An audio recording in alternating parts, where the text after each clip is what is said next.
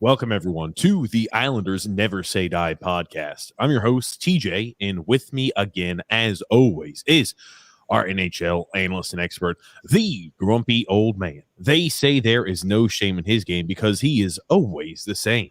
That's me. Grumpy, how are you this evening? Great.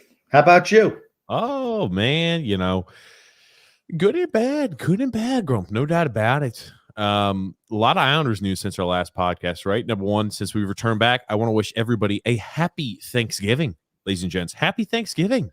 Hopefully you had a great time with family, friends, a lot of food. Hopefully you didn't put on too much weight. Hopefully your work pants still fit, ladies and gents. I bet you TJs don't. I'm worried. Oh, my goodness, Grump. A lot of news coming from the Islanders today and coming from the NHL today, and a lot to cover since our last podcast, right? The last time we went live was Tuesday evening before the Rangers game, before the Penguins game, and there's a lot to cover, Grump. I want to start off first by touching a little bit on what the news was as of today. The Islanders are going to be postponing their next two games. And the earliest they're going to be playing is on December the 2nd against the San Jose Sharks. So the Islanders, for the fans who are crying, why have we not had any games postponed? COVID has been ravaging our team. Here we go, guys. We've got our games postponed. The next two games, the next opponent we will face off against is Thursday against the San Jose Sharks. I think the bigger news is that the team that we root for are just a bunch of whiny bitches. That's what it says to me, from the GM to the television crew to everything else. Well, why do we have to play these games? Here's the thing. You want to know why you have to play? It's not our fault that the team sucks this year and can't produce. If anything, I think the team has actually played better without the useless passengers that are the veterans on this team. Hold on, they haven't won a game since the COVID has arrived. They weren't winning any before either. And they weren't getting dominated like they are, like they weren't getting dominated these last two games like they were the previous ones. Grump, we're getting throttled by other teams, dominated. I think we've actually played pretty well against the Rangers and Pittsburgh, to be honest with you. I thought we played really well against Pittsburgh. Let me address the first few comments. Now, it's interesting you bring that up. I wouldn't call them whiny. I would. That's exactly what I'm calling. We will see a lot of excuses out of the Islanders this year, out of the cartel media. We're going to see excuses all over the place. That being said, I found something very odd today that was thrown right out there by Lou Lamoriello, and I want to ask the fans, the listeners of the show, what they think about this, because to me it makes no freaking sense. And I don't know, you're seeing people play both sides of this argument. I'm just not sure I can believe this. I'm sorry, and I want to get you guys to weigh in.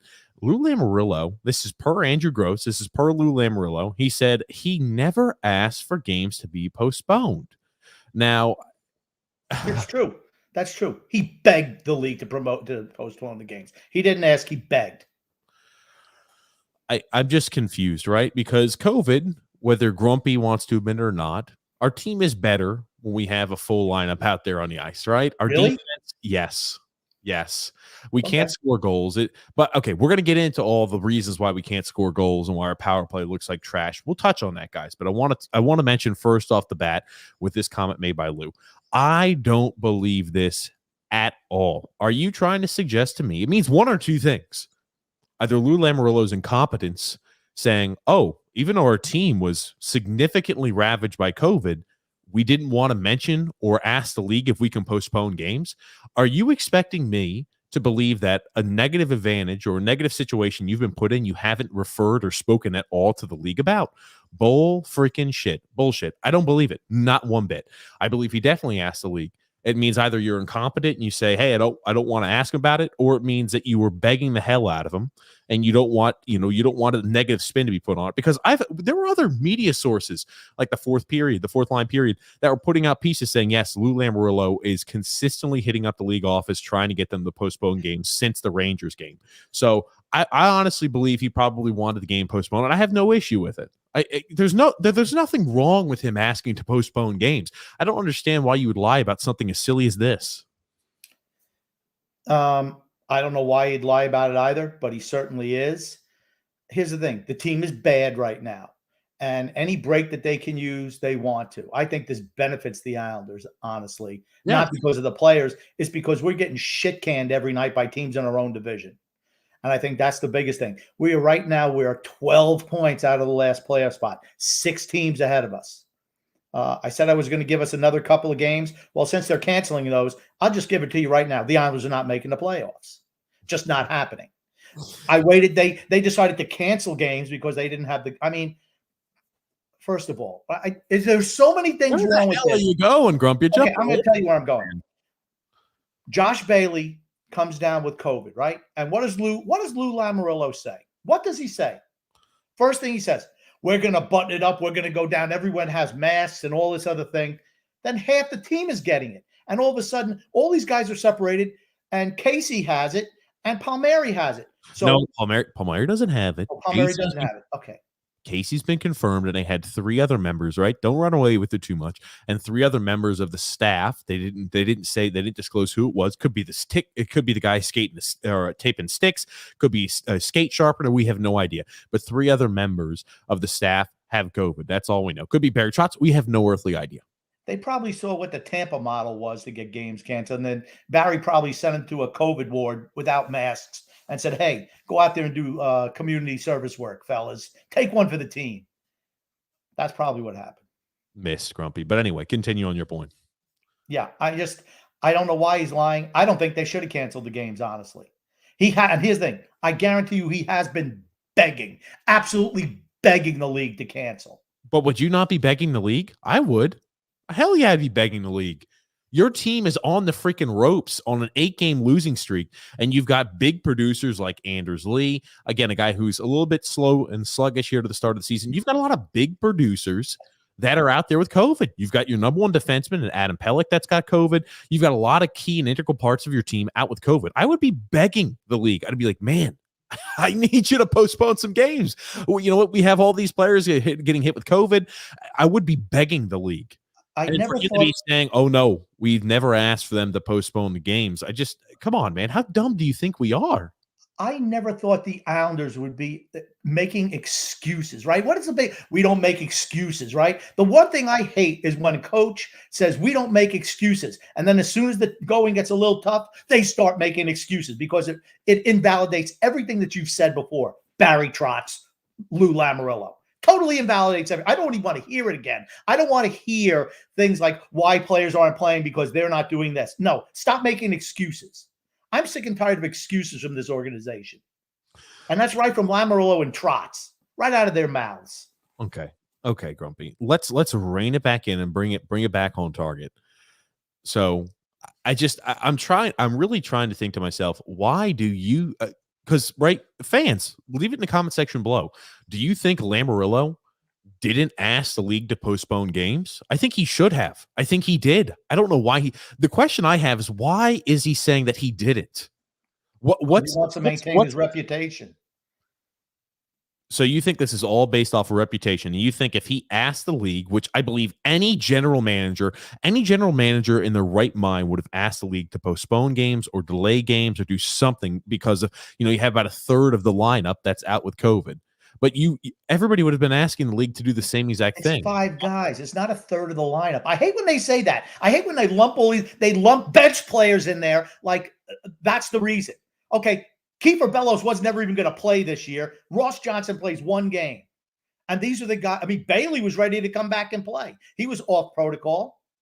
What would it take for him to get back on the ice? Well, not much. They said yesterday, right? And I listened to Lou Lamoriello's press conference today. And just like when Lou from the landline calls in, doesn't answer a damn question. They don't ask him any tough questions and ask him all these powder puff questions. Again, it's, as Phil's Fact says, it's journalism malpractice. And I 100% agree. Nobody asked him a hard question. Nobody ever wants to get down to the nitty gritty and the truth of what's going on. But you look at it, right? You're right. Kiefer Bellows is out, and so is Ross Johnson with COVID protocol. So they don't count. As far as I'm concerned, they don't even count. If you go down the list, you've lost Adam Pelech, which is a big loss. Zdeno Chara, ladies and gents, is Zdeno Chara by subtraction? Is Zdeno Chara? I'm going to ask you questions, Grump, and I want you to answer them. Is Zdeno Chara, grumpy old man, really that big of a loss? No, that's addition by subtraction. Thank you. Andy Green, right? You could say, yeah, arguably that's a loss, but I Nope. mean, you could argue on that point. Nope. Because Aho and Salo have looked more than capable of doing the job. Another addition by subtraction. So you're getting a guy who's 44 and 39. I can understand why they're worried about them with COVID because, I mean, they're senior citizens. I mean, I understand the concern about their health, honestly. But here's the thing, that doesn't make them good hockey players. So that actually, there's two more addition by subtraction. Okay. You know what? I got to calm down, Grump, because you're going to take me off the freaking rails. You lost. We talked about two bench players, Ross Johnson, and Kiefer Bellows. You lose Anders Lee. I think that's a loss, right? We can agree Anders Lee is a loss. Really? With what? Here, we're gonna get to Barry Trotz. We're gonna wrap this back into Barry Trotz, but I just want to talk about the losses as of right now with COVID. Anders Lee is again a top line left winger. That's a loss. Josh Bailey was healthy, supposed to be able to play yesterday. He was a game time decision. If you're out there skating, man, I don't know how bad COVID affects everybody differently. I really thought if he was out there skating in the morning, we expected to see him. And here's the thing: even if he was out there skating yesterday, or was it yesterday in the afternoon, yesterday in the morning, he should be able to come back 2 days from now. He should have been able to come back on Sunday for Sunday evening's game. So you ideally think he would have returned. Casey Zizekas is out too. That's a loss. But if you look again, it's not. guys, if you look again at the guys who are in the starting lineup that are out with COVID, here it is: 5 players: Zdeno Chara, Andy Green, Josh Bailey's supposed to be returning, Anders Lee.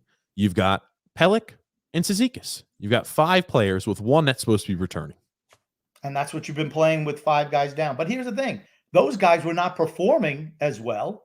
I was actually enjoying watching the younger players play. I really was. Yeah, we're not scoring goals, but our defense is just as good. We started playing Islander hockey again the last couple of games. Okay?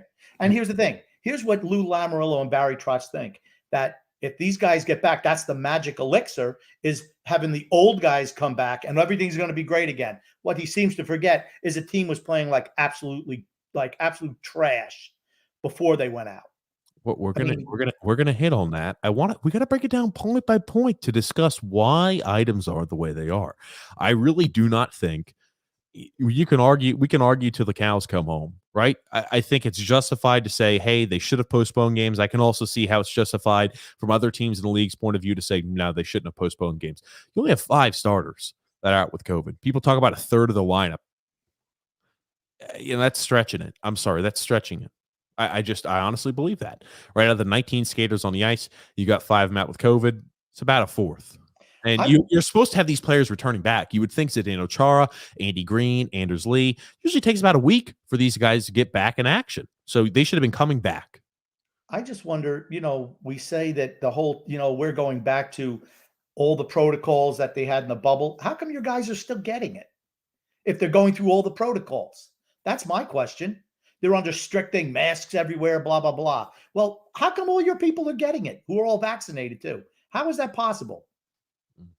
I'm not a scientist. I'm not even going to claim to touch that subject. Jared Ben saying, Grumps Thomas right. Paul Mary has been proven a fat F-. Pajot, a ghost of a former self this season, and the human totem pole average has been proven to be below average. Yeah, for certain they have. That's a good point. What's up, Jared Ben?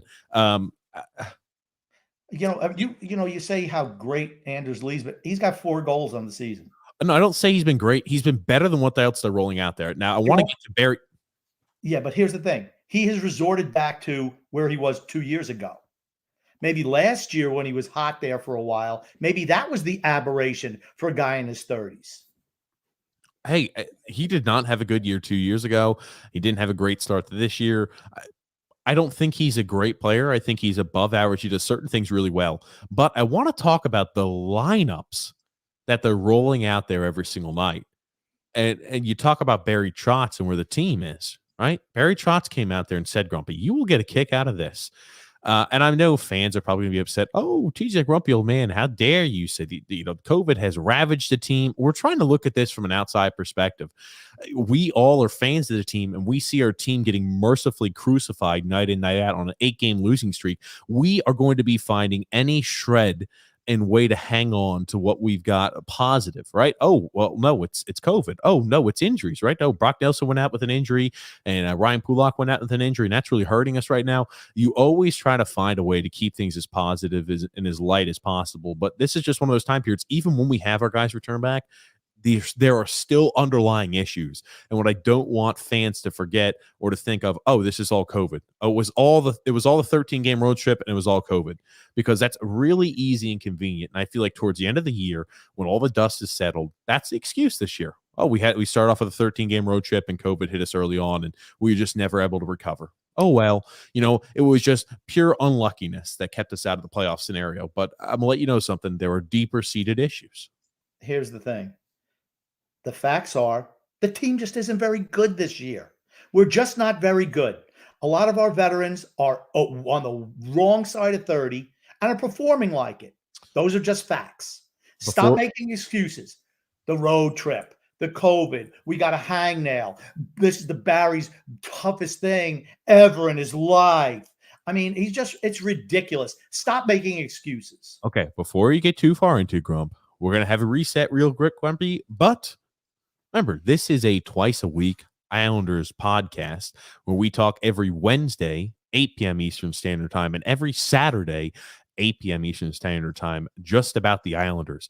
And anytime the Islanders play a game on Monday, Tuesday, Wednesday, Friday, and Saturday, so 5 days of the week, if the Islanders play a game again, Monday, Tuesday, Wednesday, Friday, Saturday, we'll be going live during the Islanders game. Again, very, very popular. People loved it, so we'll keep doing that. But if you want to make sure you don't miss out on any of the action, again, the unvarnished truth, there is no sugarcoating items. There is no trying to pussyfoot around negativity that there is currently right now. We're on an 8-game losing streak. There shouldn't be a lot of positives at this time period.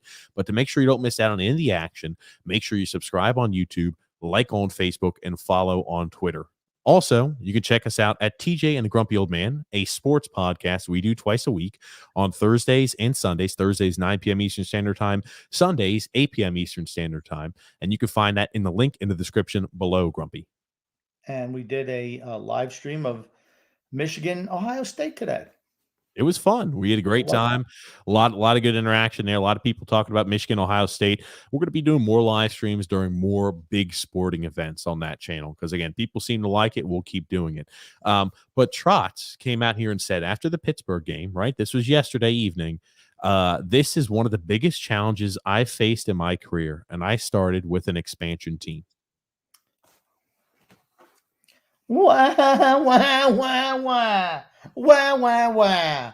He looked lost out there. His team looks lost. He doesn't know what to do. He can't play his veteran lineup. It just proves everything I've always said about him, right? He's a great regular season coach, but anytime there's any type of conflict, boom, right down the toilet he goes. That's why he's not a good playoff coach. Teams make adjustments, and he can't handle it. It's just that plain and simple. I'm sorry. So I would say he's a good playoff coach. That would be saying, not a good playoff coach. Here's the thing. That would be saying that the last 2 years we've made the Eastern Conference Finals has been more on the players than the coach, and I don't believe that. I don't believe that one bit. I don't believe the players are fantastic on this team at the moment, and I believe that's why we're struggling. It's not due to coaching issues. It's due to lack of talent on the ice. True, but here's the thing. He plays his system. If something happens, he can't deviate from his system. He's not capable of it. He's just not capable of it. Right now, look at the lines. I know we're going to get into the lines also, right? This comment that right here is offensive to me. What are you crying about? I mean, I'm sorry. Are you trying to say that an expansion team, your Nashville expansion team, was not as even anywhere close to a challenge as this Islander team for 3 games? Because that's what it's been. 3 games that Josh Bailey's been out. 2 games where we've had everybody out. And you're crying about that? Please, as Tom Hanks would say, there's no crying in hockey. It sounds like he's got a little bit of recency bias, to be quite frank with you, because you're right. Back during the old expansion time period, those Nashville Predator teams, I mean, you look at that, I mean, you were left high to dry. You were the worst team in the NHL. Awful. Absolutely awful. And for him to say that coaching this team currently is, it's been a most challenging item he's ever had as a coach. I'm sorry, I don't believe it. We mentioned it 2 or 3 podcasts ago that he looks kind of lost, confused out there. And sure enough, hey, he's come out and confirmed that, right? We speculated on it. We happen to be right on that one for certain.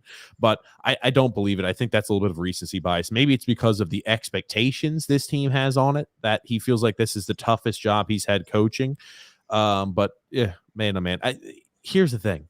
We have been unable to score goals. I think our defense looked much better against Pittsburgh. That being said, some bad turnovers that led to breakaways, but outstanding goaltending by Sorokin.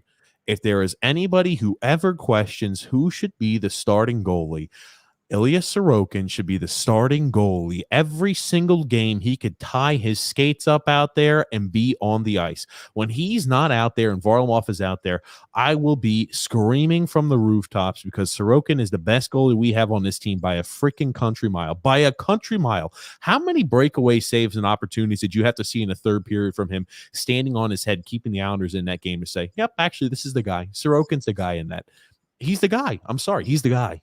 Well, you better get your atomizer ready, because he's going to resort back to Varlamov. It's just what he does. He's a creep. He cannot get outside of his little Barry box. He just won't get outside of it.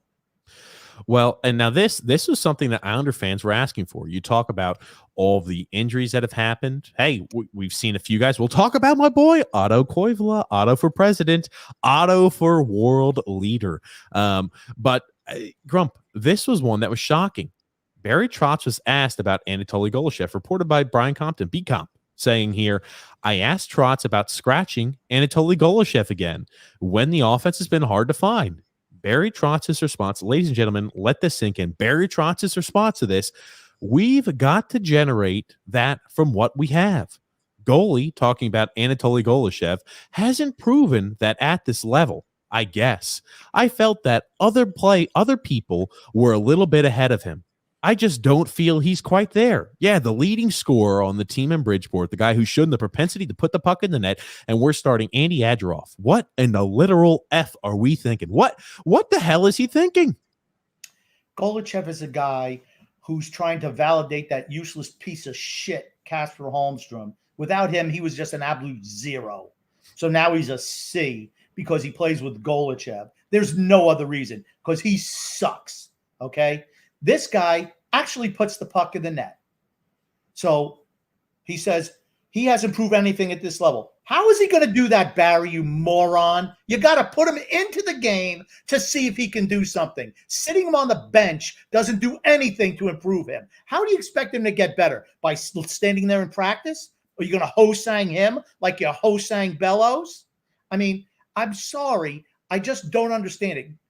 But the bigger thing are the lines. This was disgusting, honestly. Just this statement tells you all you need to know about Barry Trotz. He doesn't want to play Golishev, period. He doesn't fit his style, like I said, and he's a slave to the system, an absolute slave to the system. Think about this. We have been unable to score goals, ladies and gentlemen. What do you think would be a way that we could generate some scoring?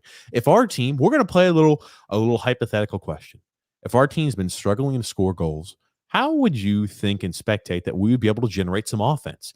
Do you think maybe by putting an Oliver Wahlstrom on the first line and Anthony Beauvillier, loading up our first line with some talent so we can maybe generate some offense? Because the defense has been okay. We've played better defensively. I thought our forwards have done a better job on the back check.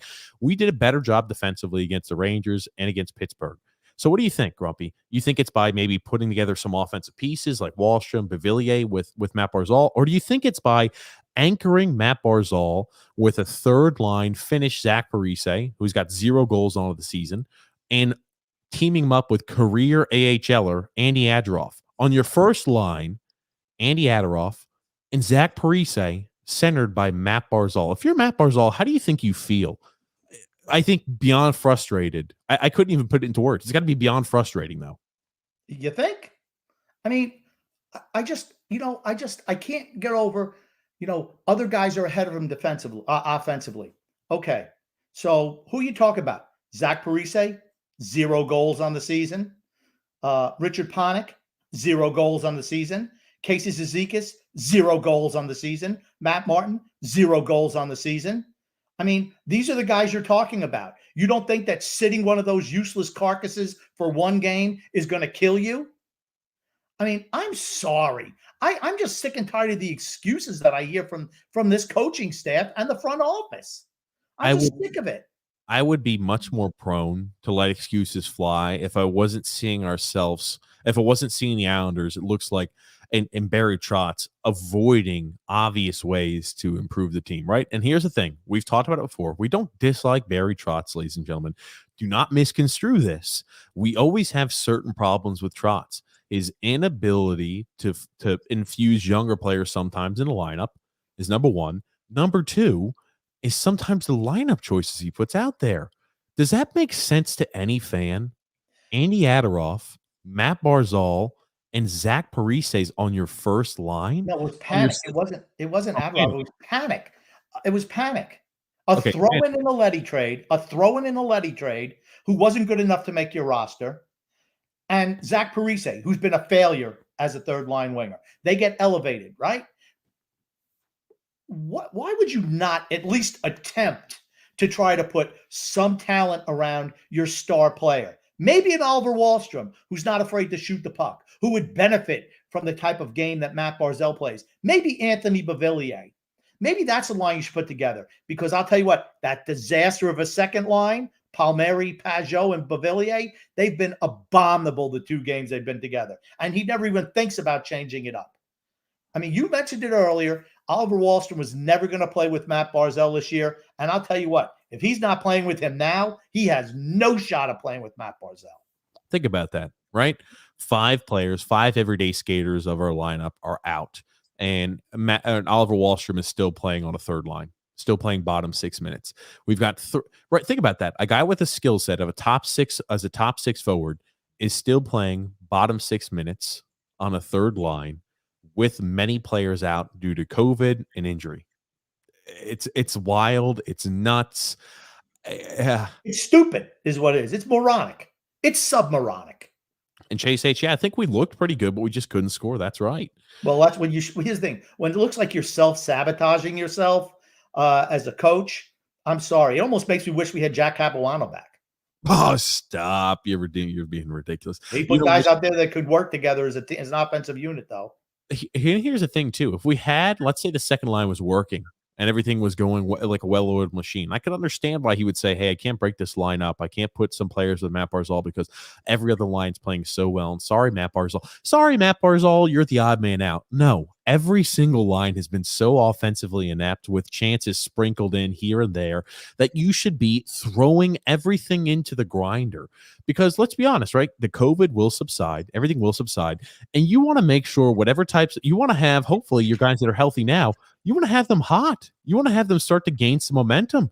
So if that means, hey, I've got to go ahead and mix up some of the lines, I got to establish some chemistry. Great. Let's try Beauvillier on the first line. You know what? When healthy, there's no chance Oliver Wahlstrom gets on the first line. Let's try Oliver Wahlstrom out there on the first line. Why not see if you can generate? Yeah, let's see if you can generate some chemistry with some of the other players, because it's not like we've been lighting up the league this year scoring. We're the lowest scoring team in the league. Oh, perfect. Absolutely perfect. Yeah, he's back into passenger shape. John Smith here saying, wow, I can't believe it. How hard the Islanders blew it this season. Wahlstrom is still getting disrespected with no ice time on the third line. Such bullshit. It is. How many goals does Wahlstrom have this year? He's, I think, our leading goal scorer after Brock Nelson. But I'll have to pull that up. 4 goals, 5 goals. How many Zach Parise have? 0. One. 0. Zero. 0. And somehow he gets elevated to the first line. To me, I'd have to go up. I feel like slapping Trotz in the face. Like, wake up, moron. Wake up. What the hell's wrong with you? What do you have against this kid? What do you have about anybody under the age of freaking 50 that you won't give them a shot on this team? Oliver Wahlstrom has 5 goals. He is number 2 on our team in scoring, only behind Brock Nelson. So after Brock Nelson has been injured, he's your leading goal scorer, playing bottom 6 minutes. And what do you do for a team that can't score goals? For a guy who is now our next leading goal scorer, we don't give him a chance. We don't elevate him. I'm sorry, that shit. It's going to give me an aneurysm. I can't work through it. right? I try to play devil's advocate. Think about how often on this podcast, and we do it all the time, guys, how often we play devil's advocate. We try to see what angle somebody's working and see if we can go ahead and figure out the method behind the madness or to find another way or alternative. I just can't find another way to explain Oliver Wahlstrom not being given a chance here through all the COVID and everything like that. Not being giving a chance as a top 6 forward. He's not enough of a robot for Barry. That's what it is. He's not enough of a robot. An Otanatron grinder, that's what he wants. He wants a team full of grinders. There's a reason why his teams don't win. There are reasons why his teams don't win at the highest level. The one year when he was on his way out, and you know what? He figured, what the hell, I'll play the young guys. And they played, Ovechkin bought in a little bit, and they played an expansion team in the finals. That's the only reason they won. He's a guy, like I said, he's a guy who can get you to here. He can't put you over the top. Just sorry. So it's been that being said, talking about head coach, general manager, let me ask you this question. Just one comment. You know, I was watching the Pittsburgh game and I didn't hear Bailey's name for a while, but you know, for me, I thought to myself, I said, that's how he usually plays. And then I checked the line. I was always not even in there. So, you know, but what was the difference? I didn't even realize till 3/4 way through the game that he wasn't playing because he's always invisible. You couldn't have saved that little quip and joke for later on. No, I wanted to say it right now, just in case I forgot. Okay, I'm going to get back. Well, again, I don't disagree. I like the sentiment, Grump, but I want to ask you, this is something we've talked about before in the podcast. You're starting to see people on Islanders Twitter, people on Islanders Facebook. You're starting to see this question being asked. Who is more to blame, Barry Trotz or Lou Lamoriello? You're seeing people that the Golashev comments are enraging fans, right? You see that, hey, we can't score goals, and a guy that is doing that at the Bridgeport level is being claimed he hasn't shown the ability to do that yet at the NHL level, but he's never played an NHL game, so he's not being given a shot. And people are saying, well, Barry Trotz has an option that's better than Adderhoff out there, and he won't roll him out there. What's going on? Making people question the lineups Barry's been putting out there, which we've always done. Some people are saying, no, it's Lou Lamoriello's fault. Look at all these old ancient contracts that he's signed, or old ancient people he's signed the contracts to play roles on our team. And even when we get injuries and we've got COVID, before that, we were struggling too. So you're seeing people now playing into the game of who's to blame, Lou Lamoriello or Barry Trotz. Well, let me ask you this, Grumpy. Do you have one that you put more to blame than the other, or do you think they share equal blame? I feel that the Islanders Never Say Die podcast is to blame because we've been talking about this for a long time now. And now just people are starting to jump on our bandwagon. I understand. I knew it would come eventually. All you have to do is read the tea leaves. The guy who's most to blame, okay, Lamoriello built the team, but I'm going to guarantee you once again that he was speaking with your boy Barry. And what does Barry want? Barry wants a bunch of geezers out there. So that's what he got was geezers. But the whole thing is geezers don't work. They're never going to get better. I just find it, you know, you talk about Golachev, you talk about Wahlstrom. Half this team hasn't even scored a goal this year. And you're afraid to try somebody else? And they play every single night. How does Zach Parise earn a starting spot every night at 37 years old with zero, and I mean absolutely zero production while playing on the power play as well as penalty kill? He plays in every situation. The only thing he doesn't do is produce. He's like another Josh Bailey, just an older version. I'd rather have Josh Bailey than Zach Parise. I'd rather kick both of their asses right out of the building. Get the hell out. You both suck. I could play a young guy. Parise's more acceptable because he only makes $750 a year, but he'd be sitting his ass on the bench. You sit there until you can score a goal. Matter of fact, go into the back room. We're going to put a net up, and you can take practice shots on it. Let me know if you can hit the little, you know, like they have at the All-Star competition, little things. Let me know when you hit all 5. Hopefully before the end of the game. Oh, good gracious. Goodness gracious, Grumpy. He's been a failure, right? He's been a failure. Just like I predicted.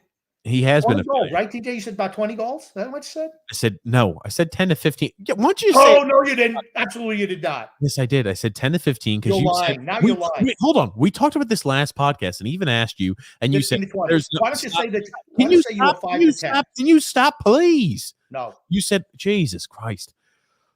Last podcast, you said that there's no way, because I asked you, I said, did you say 10 or 15 or I did? You said, there's no way I ever would have said 15. I said, I know one of us said 10 to 15. If you're not claiming it, I'll sure as You hell said claim it. 15 to 20 is what you said. You said Bullshit. 15 to 20. Here's the Bullshit. thing. Someone's going to call your ass out on it tonight. Someone will call your ass When on it you're tonight. wrong, when you're wrong on it, because I even said don't expect Zach Parise to score 20 goals this year. When you're wrong on it, Grump, I just want you to say, you know what, TJ? I was wrong. You were right. Don't worry, I that's know not going to all. happen because I know I'm right. You said 15 to 20, and I said he'd be lucky to get 10. It's bullshit. I can't even And deal with I that. overshot it. I overshot it. I can't even bullshit. I can't even deal with that bullshit right now. We got to move on to something else because that's going to rage me because you're so freaking wrong, Grumpy. It's not even funny. And you don't even know what you're talking about. When everybody calls you out on it, I got some humble pie for your ass to eat today. Grump, I know I never said 15 to 20. You know what? You're going to make me go back and listen to some of these podcasts. Grump, I know what I said. I guess what? I listen to the podcast. Sometimes I have to edit it up a little bit. I listen to the podcast. I didn't say 15 to 20. I believe I said 10 to 15. And guess what? You can be more than happy to look back through the records, Grump. I want to put you on a little homework assignment. Look back to the off-season podcast, Grump. I know you won't be able to do it. I know you won't be able to devote the time to doing that. But yeah, guys, the Islanders are struggling mightily. Let's talk about some of the positives we've seen out there on the ice because the positives are going to be short and fleeting because when everybody comes back as healthy, we're going to see the same exact Islanders lineup we saw out there when they got dogged by Tampa and they got dogged by the Florida Panthers. I mean, remember, before everybody started getting injured or before everybody started catching COVID, we lost to the Tampa Bay Lightning 4-1. We lost to the Florida Panthers 6-1. And then we lost our first home game, only missing Josh Bailey 5-2 against the Calgary Flames. Yeah, well, I mean, I don't know what anyone's expecting. The veterans have played like garbage all year. I'm just sorry. But what are the positives? Here are the positives I saw from the last two games. I thought that Otto Koivula has gotten better. I thought Sebastian Aho has played better. I thought Robin Salo has been okay. I think they're pushing him ahead of Noah Dobson. I was really frustrated that he was out there in with the empty net against Pittsburgh. Noah Dobson, that should have been him. Salo made about 3 or 4 bad passes on that 1.5 minute stretch of time there at the end. And I'm like, why this kid over Dobson? Dobson has showed he can actually play. And I'm going to tell you what, regardless of Barry trying to lock him down with his system, I still think maybe it's punishment. He's like, hey, you know what? I don't care that you're able to skate the puck up the ice and look like you're great. You better play the system. Otherwise, we're going to play somebody else who will. Positives, Scrumpy. I want you to cover positives. I already did. Jr. Right? You moved to positive. That's it. You moved a positive right into a negative. In typical grumpy old man fashion, you could take any positive or silver lining and turn it negative, man. I love it, Grump. Okay. All right. What else did we see? Richard Panik could easily take the place of anybody on the fourth line. Yes. Very easily. Okay. That's a positive. Otto Koivula could easily take the place of Casey Cizikas. Easily take the place of Casey Cizikas. Robin Salo should be playing over Zdeno Chara or Andy Green. That's a positive. Ilya Sorokin has looked spectacular in that. That's a positive. Noah Dobson has proven that if you actually give the kid a chance, he can produce. That's a positive. Other than that, there are no positives because the rest of the team looks like trash. The veterans on this team look like absolute garbage. Sorry. Those are just facts. I've got a big smile on my face because do you remember everybody was willing to say, oh, Otto sucks, Otto this, Otto that. I told you for a while, hey, you know what? I was willing to concede. I'm sorry, I'm pulling up a box score, but I was willing to concede. I'm glad I don't do that. I'm willing to concede that Otto Koivula didn't look good, but he's looked good over this 2-game time stretch, Grump. Hasn't been, the greatest thing since sliced bread, but he's looked more than willing and more than able to, play bottom 6 minutes. I'm not saying he's the greatest thing. He's going to be, he's going to be the next, greatest power forward in the history of hockey. I'm just saying that he could eat some minutes for you as a bottom 6 forward. And he has looked more than capable of doing that over the first 2 games since he's been in the lineup. I think defensively, what have we learned? I think Sebastian Aho feels a little more comfortable. Thomas Hickey is yikes bad, and I mean yikes bad. Okay. What did I say earlier in the season when I said play the young guys. You can't just throw them in there for a game or 5 minutes or 4 minutes and expect them to produce. You're seeing these guys get better every day. Why? Because they're actually being given a chance. And when you have to play with the younger players, and here's the thing, the fans are going to see it. When they see us roll out the old geezer squad again, they're going to go, man, we were longing for the day when we had Otto Koivula out there actually going and hustling into corners, or Kiefer Bellows, because those guys are going to be back on the bench. But when you give those guys a legitimate shot and they are young and have a chance to improve, that's how you make your team better. You replace the old aging piece of garbage parts that you currently have populating your roster with younger players who are just as good now and could be way better in the long run. They just need a chance. Want to get back to a little bit on the defense, though, right? Thomas Hickey, he's not the answer. He'll never be able to play. He should never play up here, barring some craziness like we're seeing now. I think Aho has showed in a spot for certain he can play. Robin Salo makes mistakes, but there are a lot of, you can coach those mistakes away. He does make a lot of poor turnovers, as we saw in the preseason, as we see now. But also, when he can take control, he looks very, very skilled offensively on the ice. Robin Salo will need time to develop. He's got to be given time. That being said, when Zdeno Chara and Andy Green return, this is something we can't see. We cannot see Robin Salo being sent back down to Bridgeport and us rely upon Zdeno Chara and Andy Green for an every night role again. Because, you know, don't let this short little time period of 2 or 3 games of a few guys being out blur your vision and make you forget about how terrible Bambi Zdeno Chara is. Zdeno Chara has been miserable this year. Bambi is done. He should never he should never skate another shift for the Islanders, let alone any other team in the NHL. And Andy Green has been so I mean, I'm sorry. You should not send Robin Salo back to Bridgeport. You should give him minutes and say, we're going to let you work through the mistakes. We believe in you. Okay, I have a question for you. Do you even in your wildest dreams, do you think that that's what Barry Trotz is going to do? No, I don't. Okay, so then don't say that that's going to happen, because it's not. It's absolutely should do. That's what they should do. It won't happen. That is what Barry Trotz should do. That's what I said. Ladies and gents, we are going to see Bambi back out there on the ice. I'm just saying, don't forget, don't let recent struggles and recency bias let you forget about how bad and miserable Bambi is. Again, addition by subtraction on Chara. It was. Those Aho and Salo are better than Green and Chara. They should be playing every night. Let the other 2 clowns be healthy scratches. And if one of them gets hurt, you sub one in periodically. That's it. That's what should happen. Noah Dobson needs a bigger role on this team. And you know what you need to say, Barry? You know what, Noah? Do your thing. I want you going out there, rushing that puck and being an offensive juggernaut. That's what I need you to do. Instead of, as soon as you dump that puck in, I don't care, get back to that blue line because we're scared. We play like cowards, too afraid to make a mistake. I'm sorry.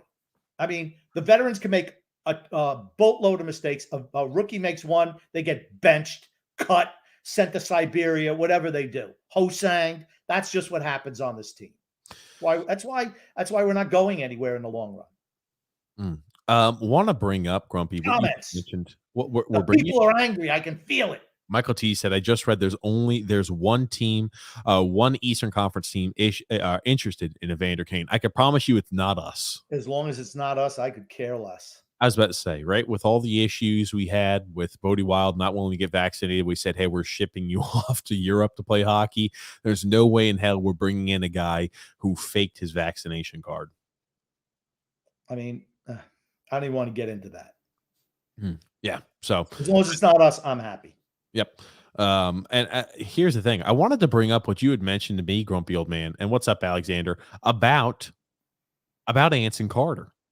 You talked about how it's always nice to see other people who are not watching every Islanders game give their take on the Islanders every once in a while. Yeah. Because all we hear is the company line. For everybody watches the MSG Network and they watch all the Butchie and Brendan. You hear the same exact things over and over again. You hear the corporate talking points that the Islanders give from top to bottom. And when Anson Carter's out there, he had the same question we did. why the hell is this kid Sorokin? He should be playing every single night when able. If he could skate out there on the ice, he should be out there every single night. Right. That's what he said. It's so obvious. The only guy it's not obvious to is Barry Trotz. I mean, there's no comparison. I said it last year. There's no comparison, the talent level between the two goalies. None. I mean, Carter mentioned, and he also says Matt Barzal needs to do more Matt Barzal things. Well, that's certainly Barry Trotz doesn't like that, because what did Carter say? He's like, teams know, coaches on other teams know that you have to stop Matt Barzal. If he gets out there doing his thing, that's trouble for the rest of the team. Barry doesn't want him doing that. Why? Because it ruins his defensive structure. I'm sorry. If that's your thought process, either trade the kid or get a new coach who can utilize him to his best ability. I'm of the thought of get a better coach who utilizes a supreme talent to the fullest. That's what I want. I won't say a better coach. Get a coach that's willing to change and alter the system a little bit to fit the talent on the team. I wouldn't call it better coach. I think that's a very, very. I'm using better coach. I'm going to use the word better coach because guess what? A better coach takes his players and tailors his system to the talent. What he doesn't do is try to stunt the talent to fit a system, an archaic system that is no longer prevalent in the NHL. That's not the NHL of today. That's the NHL of 30 years ago. Well, I want to talk a little bit about where the Islanders lie. Because and Alexander, I'm not sure if the NHL mismanaged the whole situation. I thought Arthur Staple, man, again, we rip Arch Staple when he deserves to be ripped, I believe. We also give him I give him plaudits where I think he gets it right. Now, Arthur Staple mentioned this, and here it is, right? All Islander fans, we're tied close to it. We want the team to do well. We want it to be successful. This is an Arthur Staple tweet here. He says, Islander fans hope for years to have people running the hockey operations who accepted no excuses. Now they've got them. No one in the league has more power than Lou Lamoriello. And to still have fans and others saying the NHL has it in for the Islanders by not postponing the games earlier 2 games ago. Come on now. I was about to say, right? Maybe that's also the reason why Lou Lamoriello said that, oh, no, I never talked to the league inquired about postponing games, is because he wants to be the no excuse Lou Lamoriello and he wants to keep that brand. Maybe that's the reason why. Okay. When you're hearing Butch start a telecast saying that I even wrote it down, complaining about the unfairness and the even playing field in the NHL. It's a Bridgeport roster. It's an AHL roster. No, it's not, Butch. And here's the thing. I don't care that Pulak is out or that Nelson is out. Those guys are injured. They don't count. You're talking about 5 guys. He's like, well, there are 9 guys who weren't starters. Casey Zizekas didn't play the first game, but he's not a starter for you. Please, you know what? Try not to do some type of creative math on me, okay? Because I actually know who plays on this team, Butch. Maybe you don't, but I do. I know who the starters are game in and game out. They try to trick the low information observers who are casual fans who tune in for a game, maybe on the weekends, right? I got a busy work week. Maybe I'll tune in on a Saturday or a Friday evening. I'm too busy other than that. So I'll tune in maybe about a third or a fourth of the Islanders games. So when I hear that, I just say, well, okay, sounds about good, Butchie. You know, you work for the team. I trust you. But in reality, right, you're right. I love how you said that. Non-starters. Oh, ridiculous. Varlamov was another one. Well, Varlamov, these are minor leaguers. No, Varlamov was hurt at the beginning of the year. Please. Like I said, don't try to insult my intelligence, okay? Please. I pay attention. Thank you. Oh, man. I'll tell you. And then Jared Ben saying, way to be 17 minutes late, TJ. I wait the whole day for my Islanders Never Say Die fix because I love you guys and I'm a true loyal fan. And you can't even show up on time. Shaking my head. Let Grumpy read the comments tonight. I'll read them. You pop them up. I'm going to read them with some feeling, some passion. I have an inside tip. We suck. I'm going to leave out the LOL. Brian Posser from Isles Misery, rated R. There it is, Grumpy. You got it right. I almost messed it up, but I got it right. Hey, I'm happy for you. I'm just hooked on the rated R. Whenever I think rated R superstar, I think Edge. So I want to rush through it. The rated R superstar, grumpy old man.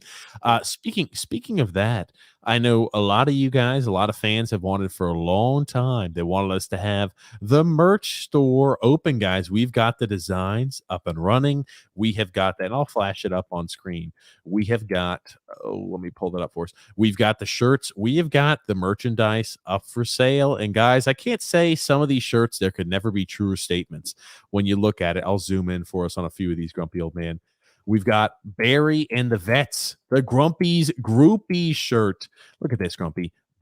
You've got Barry and the Vets, Grumpy's Groupies. You've got Enemy of the Cartel. Grump, that's you, Grumpy Old Man. Enemy of the Cartel. You got Maddie and the Jags. And you got Grumpy's Groupies is on the back, is the Grumpy's Groupies van. Maybe you should have put the van on the back up, too. What? So people know what that looks like. Okay, Grump. They can. Okay. It's and when I'm buying a shirt and it's a two-sided shirt, I like to see what's on the other side as well. You see how there's only one image that comes up, Grump? I put the front image on all of these. Well, maybe you should put the back image up on that other one. From the freaking peanut gallery. From the peanut gallery. That being said, yep, we've got the link in the description below, guys, for those who want merchandise and items like that. We've got it up there for certain. Greg Frost says, no, it's the bogus virus that screwed the team. Like I said, you're hearing the excuses. Excuses like buttholes, right? Everybody's got one.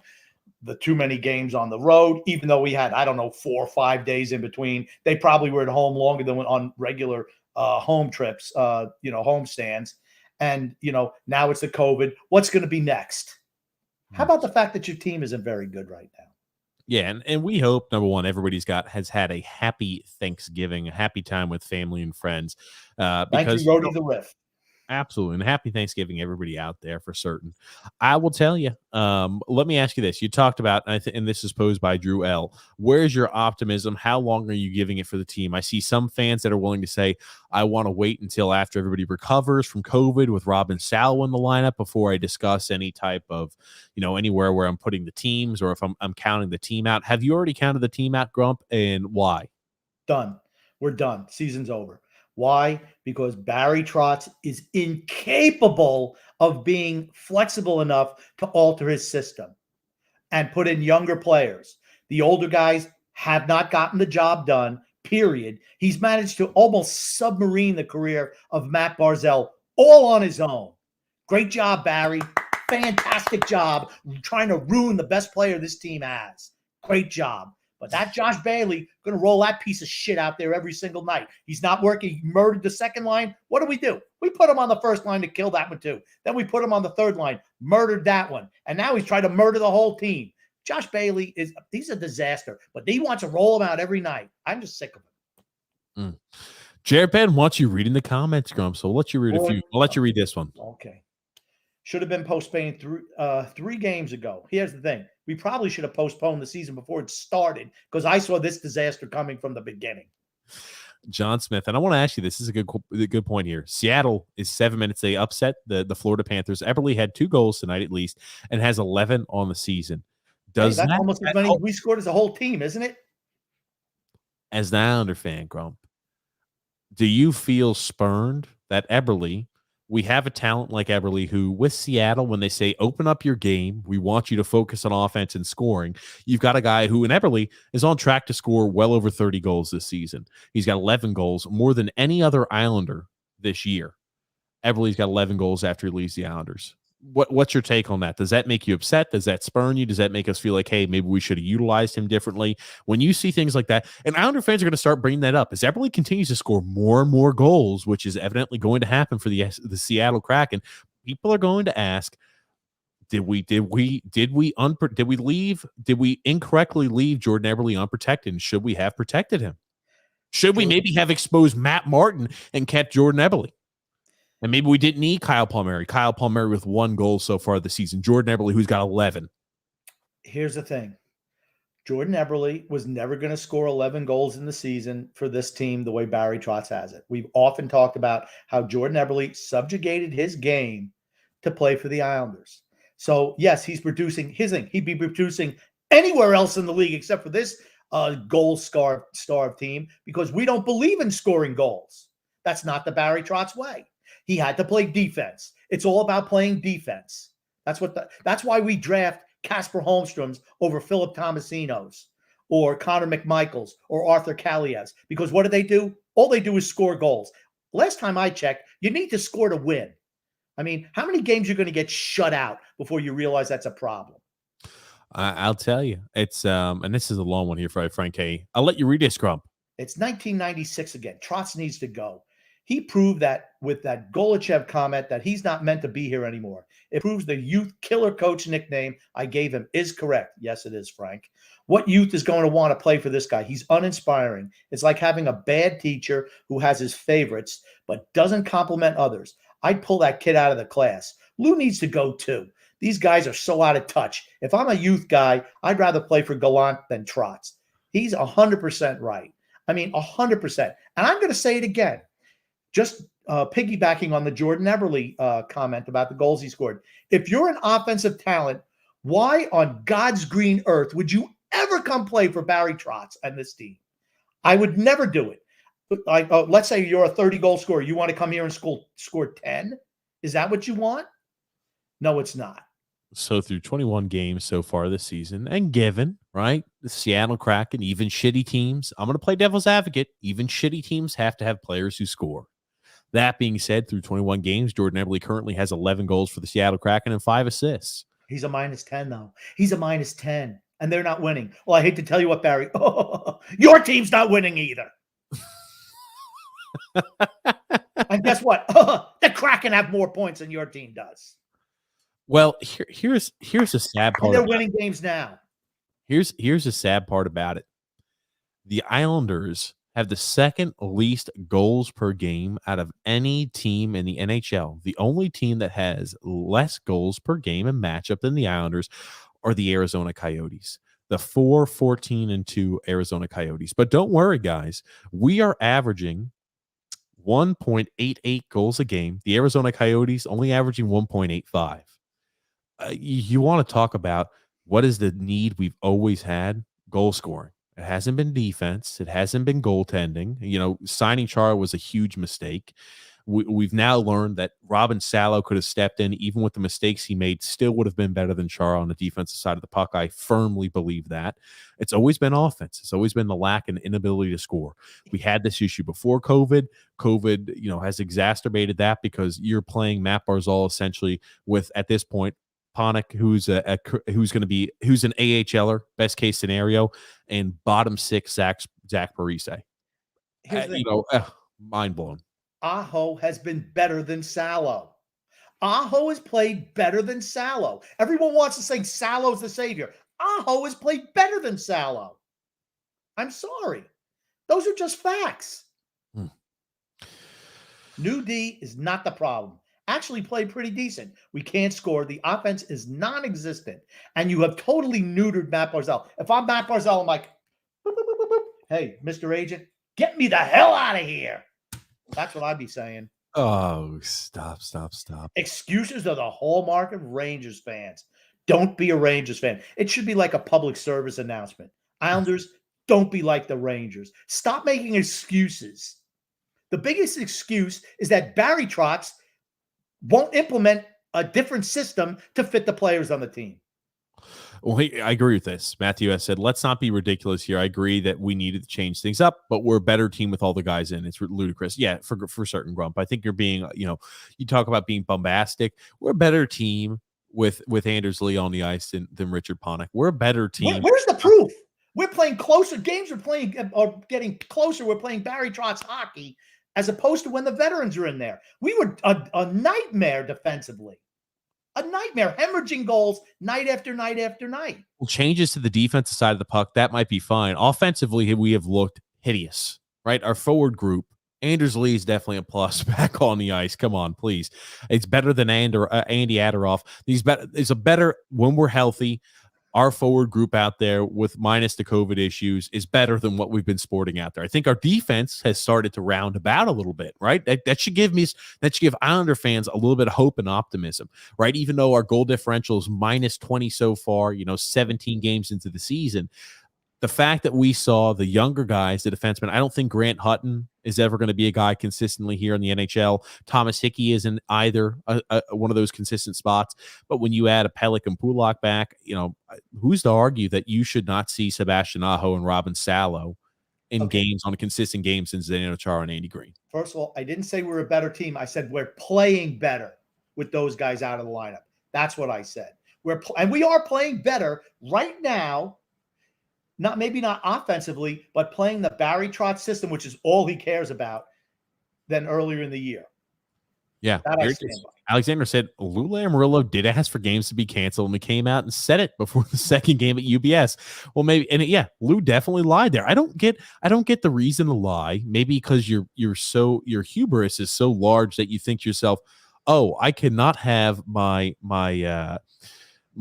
persona and my reputation as being the guy who's no excuses be compromised if I ever ask the league, just come out, be honest, man, be honest. Just say we can't win games unless you cancel some. We need to get our season back on schedule. The only way to do it is if you cancel some games so Barry can get his geezer squad back, and perhaps we can go back to getting beat 5 or 6-1 every night as opposed to losing 1-0. Grumpy, we're gonna have to get you another light over there. Your lighting is off, is what Jerry Ben's saying. We're gonna have to get you another light. So we're gonna double blind you. No. I like it. No, definitely not like that. Okay, that's better. SP said we're 8 points. I'll let you read this too, Grumpy. We'll give it Jerry Ben out of 7th in the division. Think about that. We're 8 points in the hole for being the worst team in the division. 12 points out of the second wild card spot. I think it's the same amount of points for both wild card spots. But the whole thing is we are 6 teams are ahead of us in the playoff race. Now we're condensing an already condensed schedule even more. We're screwed. That's another question I was about to ask, and thank you, SP, for bringing that up. We talked about it. We're an older team. We're the oldest team in the NHL. And I said this before when people talk about postpone games. Yeah, sure. Postponing games might help a little bit right now. We have the Olympics already this year. Again, they're not canceling the Olympics. They're not saying NHL players you can't play. That was written to the CBA. It was one of the most important pieces of the CBA agreement. They're not going to say, no, don't worry about the Olympics. You're in a situation to where you're going to have an old team playing an even further condensed schedule. Add about 2, maybe possibly 3 more games towards the back end of that. We have played the least amount of games in the NHL so far this season. And now with these postponed games, again, we will have played the least amount of games in the NHL so far this season. Yeah, this is how it probably went with Barry with Lou talking to Gary Bettman. Gary, we cannot lose 2 more straight games to division opponents because we will not have a shot to come back and compete for 7th in the division this year. So you must cancel those games. We'll play against San Jose because they're not very good, but how about that? Well, they might even have that one canceled. We have no idea. It all depends. I have no idea what they're going to do with it. I think realistically, we're going to have more people coming back. But what's to stop the Islanders from saying, oh, no, Big Z still feeling the effects, and so is, XYZ, going down a litany list of individuals who are still feeling the effects and can't get back out there on the ice. I know everybody responds to it differently, but I'll be interested to see if we play Thursday's game against the San Jose Sharks or if we postpone that one too. Did they not tell us? Did Barry and Lou not tell us that when Anders Lee got it and Ross Johnson, they weren't having any effects? Didn't they say that? I specifically remember them saying that. Well, they're really not having any. Josh Bailey was asymptomatic, but when he was able to come back and was healthy enough to actually suit up and play, he was unable to make it out there on the ice, but he was asymptomatic. That's because he sucks as a player. But he said the same thing about Lee and Johnson. They were not feeling sick, but they tested positive. I'm assuming that would bode that as soon as they're healthy enough to come back out there and skate for practice, they should be out there for the game. Right. Stop making excuses. What do you want us to cancel? Postpone half the season? Let's play the season into next September until the Islanders get healthy, and maybe all the other teams are on, end of the season break. Is that what you want to do? Please. James F. saying it's not how you start the season, but how you finished, guys, and how you finish the year. Well, that's true, but the games at the start count just as much as the games at the end. We always say this: you can't go ahead and secure yourself a playoff spot in the first, few months of the season. You could certainly go ahead and keep yourself out of a playoff spot the first few months of the season. That's for certain. They had the thing. Remember, I mentioned the Thanksgiving playoff thing. American Thanksgiving, where if you were not the teams that were not in the playoff position, or the teams that were in playoff position, made the playoffs 77% of the time. And you said teams that were more than, I think it was like 10 points out of a playoff picture do not make the playoffs. They're dead. Grump, I'll let you read this one by Brett W. Grumpy for Islanders team president. Hoorah! I'll go with that. I'll tell you what, that Barry Trotz will be out on his ass in a second. Stop. Alexander said, are these guys vaccinated? For certain, everybody's vaccinated. Every single player on our organization is vaccinated. That's why Bodie Wild was sent overseas. So everybody is vaccinated on this team. Take that for what it is. Banished. James F. said, not a good week for my sports teams. I tell you, it's bad for the Islanders as of right now. It is very bad. Oh, man. I'll tell you, Grumpy. Oh, before we get too far into today's podcast, Grump, do you know what time it is, Grumpy? It's DraftKings ad time, isn't it? Is that what time it is, Grumpy? It's DraftKings ad time? I get to take a nap. Oh. Rather than listen to you prattle on. Oh, man. The NHL season is underway, and DraftKings Sportsbook, an official sports betting partner of the NHL, has an unbelievable offer to celebrate the greatest sport on ice. New customers can bet just $1 on any NHL game and win $100 in free bets if either team scores a goal. Doesn't matter if it's a one-time clapper or a deft deflection. However they light the lamp, you win. If Sportsbook isn't available in your state yet, DraftKings won't leave you empty-handed. Everyone can play for huge cash prizes all season long with DraftKings Daily Fantasy Sports Contest. DraftKings is giving all new customers a free shot at millions of dollars in total prizes with their first deposit. Download the DraftKings Sportsbook app now and use the promo code THPN and throw down $1 on any NHL game and win $100 in free bets if either team scores a goal. This week, one puck in the net nets you with a big win with promo code THPN at DraftKings Sportsbook, an official sports betting partner of the NHL. You must be 21 years or older in New Jersey, Indiana, or Pennsylvania only. New customers only. Minimum of a $5 deposit and $1 wagers required. One per customer. Restrictions apply. See DraftKings.com/sportsbook for full details. If you have a gambling problem, call 1-800-GAMBLER. Good job, TJ. Oh, baby. Ooh, had to work on that one, Grump. Oh, that was a quick one, but I don't want to lose momentum, grumpy old man. I don't. Sorokin should also give this organization an ultimatum. Well, Sorokin's not going anywhere. No, he's not going anywhere. He's our future, right? Let's be honest.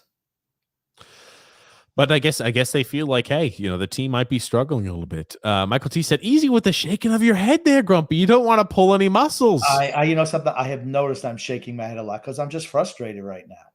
I'm just frustrated the direction of the team, the fact that the head coach, it seems like he's self-sabotaging his best player by putting him out with minor leaguers and zero goal scoring third liners. That's the best way to go. Those things are just really, really frustrating to me. As Matt Barzal, would you be frustrated? Last year, you lose Anders Lee. You lose Anders Lee with injury, and they bring in, they say Leo Komarov is new. He's going to be in charge. He's going to be your line mate. And at the trade deadline, you don't do anything to address the gaping hole you had at first line left wing. You fortify the third line. And Matt Barzal says, oh, shit, I had a guy on my line get injured with injury. And we didn't do anything to address, the hole I've got. Okay, well, we've got a few guys out with COVID. Let's see how the team reacts here. Well, what does the team do? We go ahead and load him up with an AHLer in Richard Panik, and we go ahead and load him up with a bottom six forward, when in reality, they keep the second line. They elevate Jean-Gabriel Pageau. Well, most teams is a second line center. Our team is a third line guy. And you keep the second line essentially the same. You keep the fourth line essentially the same. And you make a few changes and tweaks to the third line. But you don't give him any offensive pieces. That's got to be frustrating for Matt Barzal. It really does. And, props to him for handling that. You're professional, but it's got to be frustrating as a person to think to yourself, I'm the only person who continually gets screwed over every time there's any type of movement or change up in the line. It's not even a helicopter line anymore. It's like a turbine line. It's like we've even pulled off the little, whatever those, the helicopter thing is. We've totally pulled those off this year. 0 goals. We don't need anybody out there. It's just Matt Barzell just spinning around up top. Michael T said, "It's all good, Grump. You could just be a Rangers fan the rest of the year." Man, I tell you, Michael he tries to push my buttons. He was ready to jump off a cliff the last podcast, as I remember, and I had to talk him off the ledge. He's giving a few winkies, Grumpy. Oh, He's okay. giving a few. I mean, you look at the Ranger game the other night, and you see Reeves. Man, I tell you what, Butch does some really stupid shit sometimes. Matt Martin was out there at the end of the game against Reeves after Pajot was accosted after a clean check. A clean check. He didn't even hit the guy in the head. He hit him shoulder to chest, and the guy goes down like a ton of bricks. Good clean hit. He gets jumped by Fox.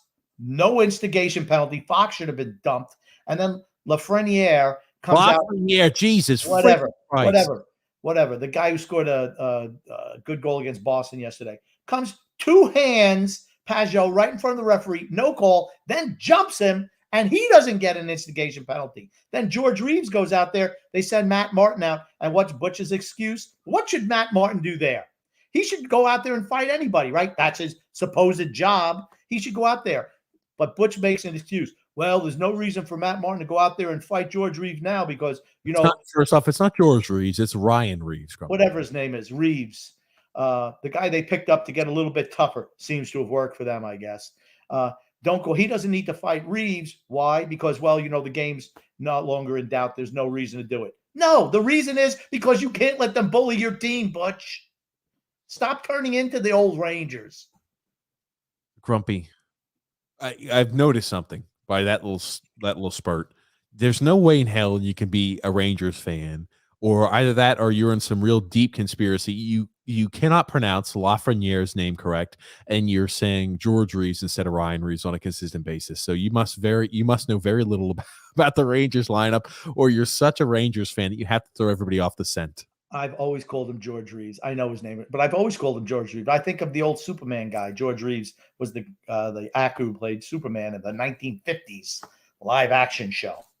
Jared Ben said, "Can we get into some conspiracy theories discussion?" We maybe on TJ and the Grumpy Old Man, not on this one, not on the Islanders podcast. We got a lot to cover. I feel like still, Brett W said here, even if the players had COVID, were in, things wouldn't be any difference. They still can't score. That's my whole point. It's not like the guys who were in there were producing, and we were getting dominated every night, totally dominated. These guys at least come in. We're not getting dominated anymore. I'm not saying that it's a more talented group. I'm saying the old guys on the team are finished. They're cashed. Yeah, and that's the thing that worries me, because when they return back, we're still going to have the same exact issues, guys. And if you think to yourself or try to, say, oh, once the guys come back, once Big Z comes back, once Adam Pellick comes back, once Anders Lee comes back, boys, we're going to be firing all cylinders. We're going to go ahead and we're going to go 23 or 21, 3-4 at home. No, I'm afraid not. We're already 3 games in the hole at home. We will not have as good as a record as we did last year at home. George P said, should not have been Ledecky and the owners to put that clown Bettman in charge, talking about the cancellation games. And Matthew Essel's saying he absolutely did, and he tried to lie about it. No, he did lie about it. I'm just kind of perplexed as to why Lamoriello lied about it. Maybe he just doesn't want. He wants to be the no nonsense guy, and if it comes out that he asked the league if they could maybe postpone a few games, he loses that rep as a no nonsense guy. Yeah, I'm sorry. That's why I'm so frustrated. I mean, I feel my head's gonna blow off my shoulders because just the rampant hypocrisy is just radiant with these guys.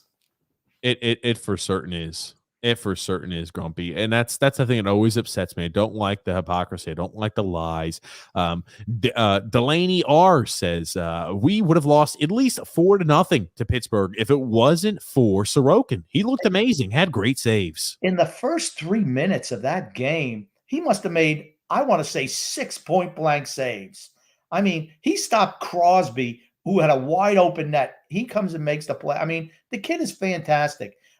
How did Varlamov get the start against Calgary to begin with? How do you get the start against Calgary? How do you get the start against the Rangers?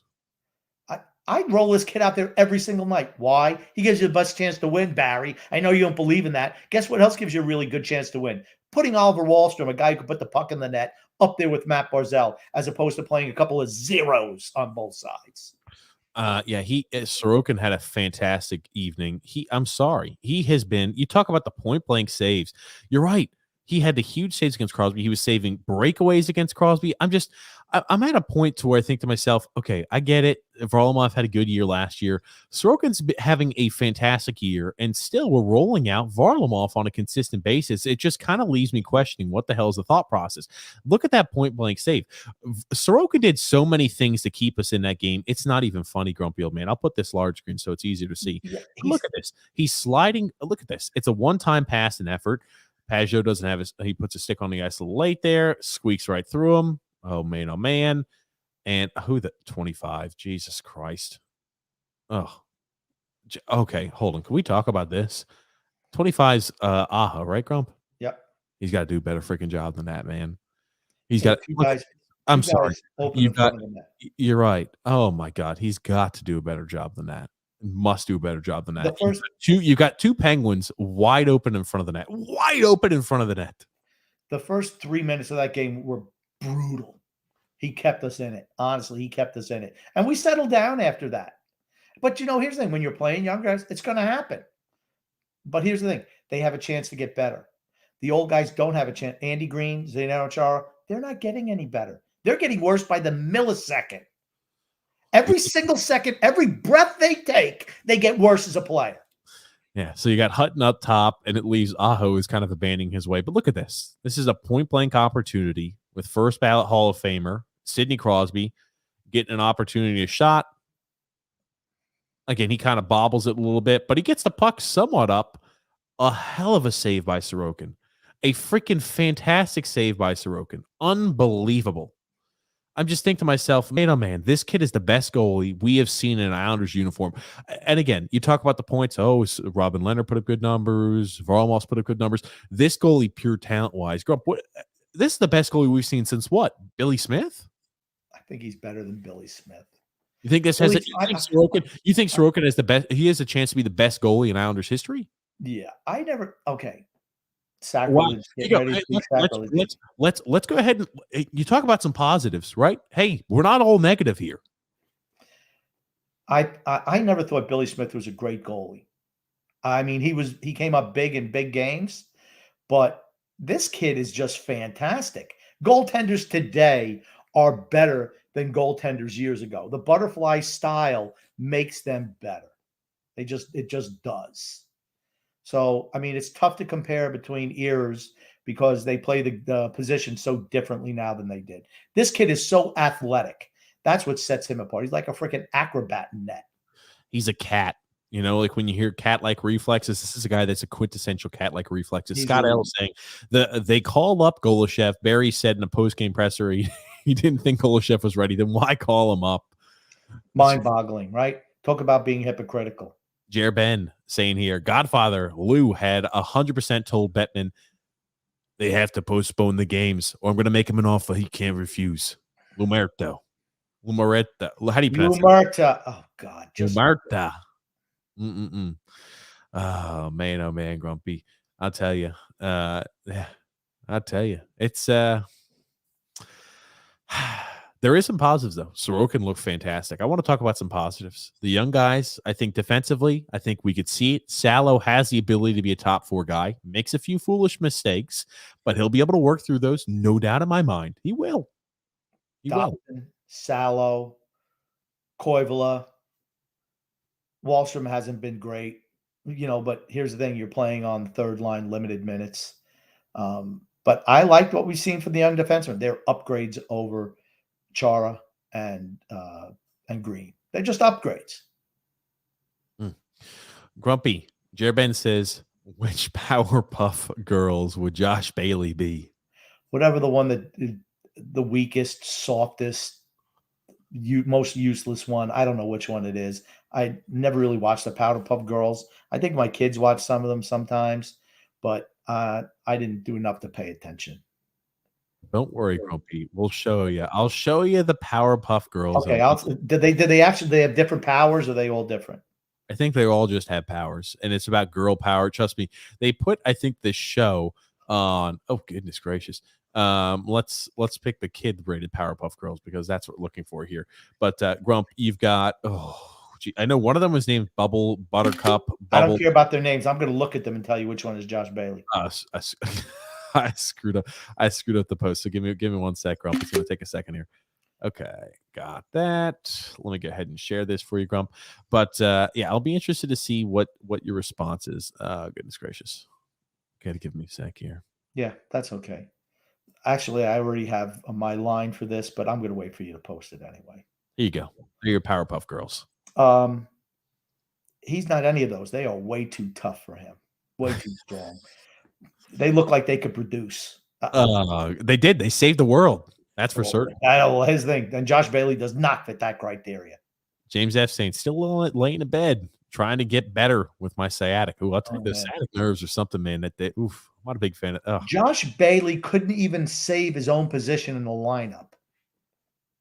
Barry Trotz has to keep him in the lineup because his play certainly doesn't do it. He is not even close to being a Powderpuff Girl. Yeah. Oh, look at that. It's a better shirt. I'm wearing a better shirt today, Grumpy. Hey, you know what? I'll that last abomination, right? I'll bring out, trust me, I'll bring out the pajama shirt, guys. When we really need the team to start shaping it around, we'll bring out the pajama shirt.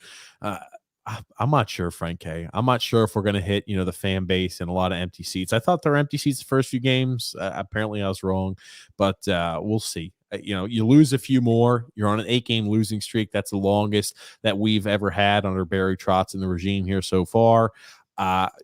Coming out after this postponement, coming out Thursday against the San Jose Sharks is must win. I hate to say that. I hate to say that this early in the season, but it's a must win game. Can't go on a 9 or 10 game losing streak and expect to make the playoffs. No, that's true. And they're lucky they didn't have to play the Rangers tomorrow because that would have been a loss.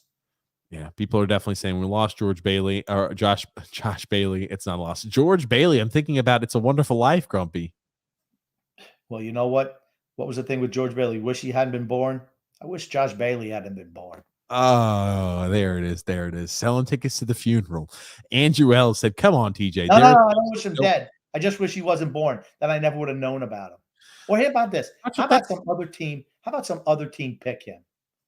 And then he would never even heard about him because he would have been out of the league by now.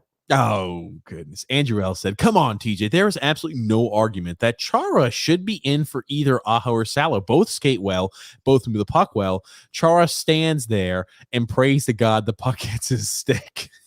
A little bit of sarcasm, I said. Spins around. That's it. Oh, my goodness. James F saying all this team needs is to get our players back, score, and win a game, maybe to get back on track, right? We're 17 games. Think about this. We're 17 games into the regular season. The Islanders have not, again, they only have 5 wins, but the Islanders have not won a single game to where they were been down. They conceded the first goal. We have not won. If we gave up the first goal, we have not come back and won. And we had 8 games in a row where we scored the first goal. 8 games in a row. We scored the first goal of the game. Yeah. Hey, Scott L saying, we all know once the regulars come back, you can say goodbye to Salo and Aho. Get ready for me to absolutely shred the shit out of those old geezers on defense. Sorry, Zdeno. I said I wasn't going to bag on you this year. Too bad. We tried. We tried so hard, Big Z. I trust Barry. you. You're a legend. We tried so hard, though, man. We tried hard not to go ahead and shred you, but Barry is making me punish you. Sorry. I'm going to apologize ahead of time. Dave F saying this is terrible. They canceled the games. Now the kids won't ever play again. You're right. The kids will never see him again. Salo's going to be sent back down to Bridgeport. Even though I thought he's looked okay, Aho is going to sit back on the bench. Even though I thought he's looked okay, despite that hideous job in front of the net there. But you're going to have it. Big Z and Andy Green back in charge. Big man back on the ice. Why? I just want to know how everybody's testing positive. They locked the building down, locked everything down, and all of a sudden they're all getting COVID. Maybe your team isn't as disciplined as you thought. So do all their families have COVID? How do they get it? I'm baffled. It's baffling to me. We're locking everything down. Everything's mess. How is everyone getting it? Maybe they should have stayed on the road the rest of the year. At least they won some games on the road. They're 0-4 at home. 0-4. How's that for home ice advantage, DJ? You told me they were going to have home ice advantage right out of the gate. It's going to be just like the Coliseum. Doesn't look like it. And what did I say? Okay, it had nothing to do with that. Our team's not very good this year, Grumpy. It has nothing to do with home ice advantage. Phil's facts, Grumpy, like this one says, "Hey Barry, are you guys finally going to feel like UBS Arena is home? A million questions to ask him, and this is the shit they ask him. It's journalistic malpractice." We talked about the cartel media never asking a tough question. I'm going to guarantee you. I am going to guarantee you what they told the guys. Hey guys, make sure you ask Lou questions. Barry. No, Lou, because Lou does interview. He does things too. Make sure you ask. They feed them the questions. Yeah, make sure you ask about them canceling the games. Make sure you ask that question right off the top, fellas. Make sure that's the question you ask, and then they feed it. So what Lou says, I didn't say anything, but by him just talking about it, he's saying it to the league. Please, it's so disingenuous. I tell you what, reading him is like reading a freaking comic book or a coloring book that's not even filled in, right off the shelf. Black lines, white page, that's it. So easy. Well, here's the thing, right? That they had the interview today. He does the typical he does coach speak, GM speak, non-answer answers. I have no problem with it. All coaches do it. Doesn't bother me. When I hear that stuff, they never answer questions. You'll very rarely ever get an honest and forthright general manager or head coach, is how it is. Michael T said, Grumpy sure knows how to spin all this into his narrative, agenda, and shtick. Good on you, Grumpy. I tell you, Grump has done a hell of a job spinning all this into his little portion. We talk about how the Islanders and the cartel media can spin it, and it takes a whole group of individuals. Grumpy could spin it all by himself. I could do it all by myself, ad lib. That's the thing. I don't need to have something written out for me. I don't need that. But here's the thing, Michael. I ain't lying. That's the thing. I'm not lying. But he's right. John Smith said Pellick, Pulak, Salo, Mayfield, Aho, Dobson with Hutton as our seventh defenseman is our new defense. Grump, what do you think about something like that? Why not? Why not? Whatever you have done so far has not worked. Here's the thing. If we're struggling, we're out of the playoff picture and we're seller. Again, I think it would take something monstrous for us to be a seller at the trade deadline. That's what your defensive pairing should look like. You should want to say, all right, what does Aho have? Can we use him going forward? Let's see what Salo has long-term. Let's go ahead and integrate him in. Let's let Dobson. Let's let the reins off of these guys. That's what I want to see. That's what I want to see. You started to see a little bit of it. I was getting encouraged. And then, no, sorry. SP said we have to leapfrog 6 teams, all at least 6 points ahead of us, to get the second wild card spot, even at full strength. There is no way in hell that's happening with our roster. True. I wanted to give him the next 2 games, but the league took care of that for me. Jeff Elmer, glad he finally got on here. He was asking how he can get the comments on there. Jeff Elmer saying, Salo, bump Chara finally. Will Salo bump Chara out of the lineup finally? Nope. Here's the thing. Chara's greatest ally is the head coach, who thinks he's been really, really good this year. What the hell he's been watching. What a film saying there are significant losses because of COVID and injury. Losing right now is expected. We weren't playing well to begin with. The question is, can we rebound from this? Let's go into this. What has to happen for us to rebound? Realistically, we come out of this COVID break. We come back on Thursday. You're going to be probably just missing Casey Cizikas. What do the Islanders have to do? Again, we're not all doom and gloom. What did the Islanders have to do in order to put this on the right track and to bounce back? Okay, I don't think we're talented enough to play an up-tempo style. We're just not. We have a few of those, one of those players, and maybe a couple of, maybe one defenseman who can do it. But we're a team predicated on playing team defense, forwards coming back and playing. What have we not been doing most? I would say the vast majority, maybe 14. How many games we played so far? 17? Was that 17 games? 17 games 17. played. So I'd say 15 out of the 17 games. We have not done that. We need to get back to playing our style of hockey, the thing that has generates chances by playing good defense. I think it's been hurt the fact that we have Chara back there and Green, and it means that and our defense, our forwards have just not been coming back. Maybe they can't get back. We've discussed it previously, right? Maybe they're just a half a step slow, and maybe that's what's been costing us. But for us to get it where we rebound, we have to get back to that system where everybody plays as one unit out there together. That's the only way. Do you think that Salo and Aho can play that system? I don't think Salo's necessarily designed, and he's younger. I could see him struggling a lot with that system. So even if you replace Chara, the system, I think, the way currently constituted, is not going to be like, hey, we got a seamless transition. We're right back to playing Barry Trotz hockey. I just don't foresee it being that easy of a switch. But I think you've got to integrate. You have got to integrate Salo/Aho into the lineup. Zdeno Chara is not the answer. Andy Green is kind of on his last legs. You want to be able to give him some rest, but Chara should be the seventh guy. He should not be playing every night. Aho has been better than Salo. Aho has played better than Salo. So, yes, I think that both of them can come in and do a better job than Chara and Green. So that's what we need to rebound. We need to switch up the defense a little bit. And on offense, this is a big must. On the first line, when everybody's back healthy, Kyle Palmieri needs to play with Matt Barzal. You saw what the first line was able to do when Kyle Palmieri is on the first line. Please, zero goals on the first line. Okay, he played only 2 games on the first line. We had a lot of chances the first few games. Matt Barzal scored goals. Look at Matt Barzal's point production. It sure as hell doesn't help that he's been paired up with who he's been paired up out there with on the ice. When healthy, Palmieri needs to go back on the first line with Anders Lee and Matt Barzal. The second line, put Wahlstrom. Put Wahlstrom on the second line. Pajot has lost a step. Pajot does not look like the same Pajot of past. Put Pajot, Bailey, and Parise on the third line. That's what your third line should be. Give Wahlstrom a chance on the second line. We need to generate goals. We need to generate scoring opportunities. Think about it. We had talked about high danger save percentage. These are the stats you don't like, Grumpy.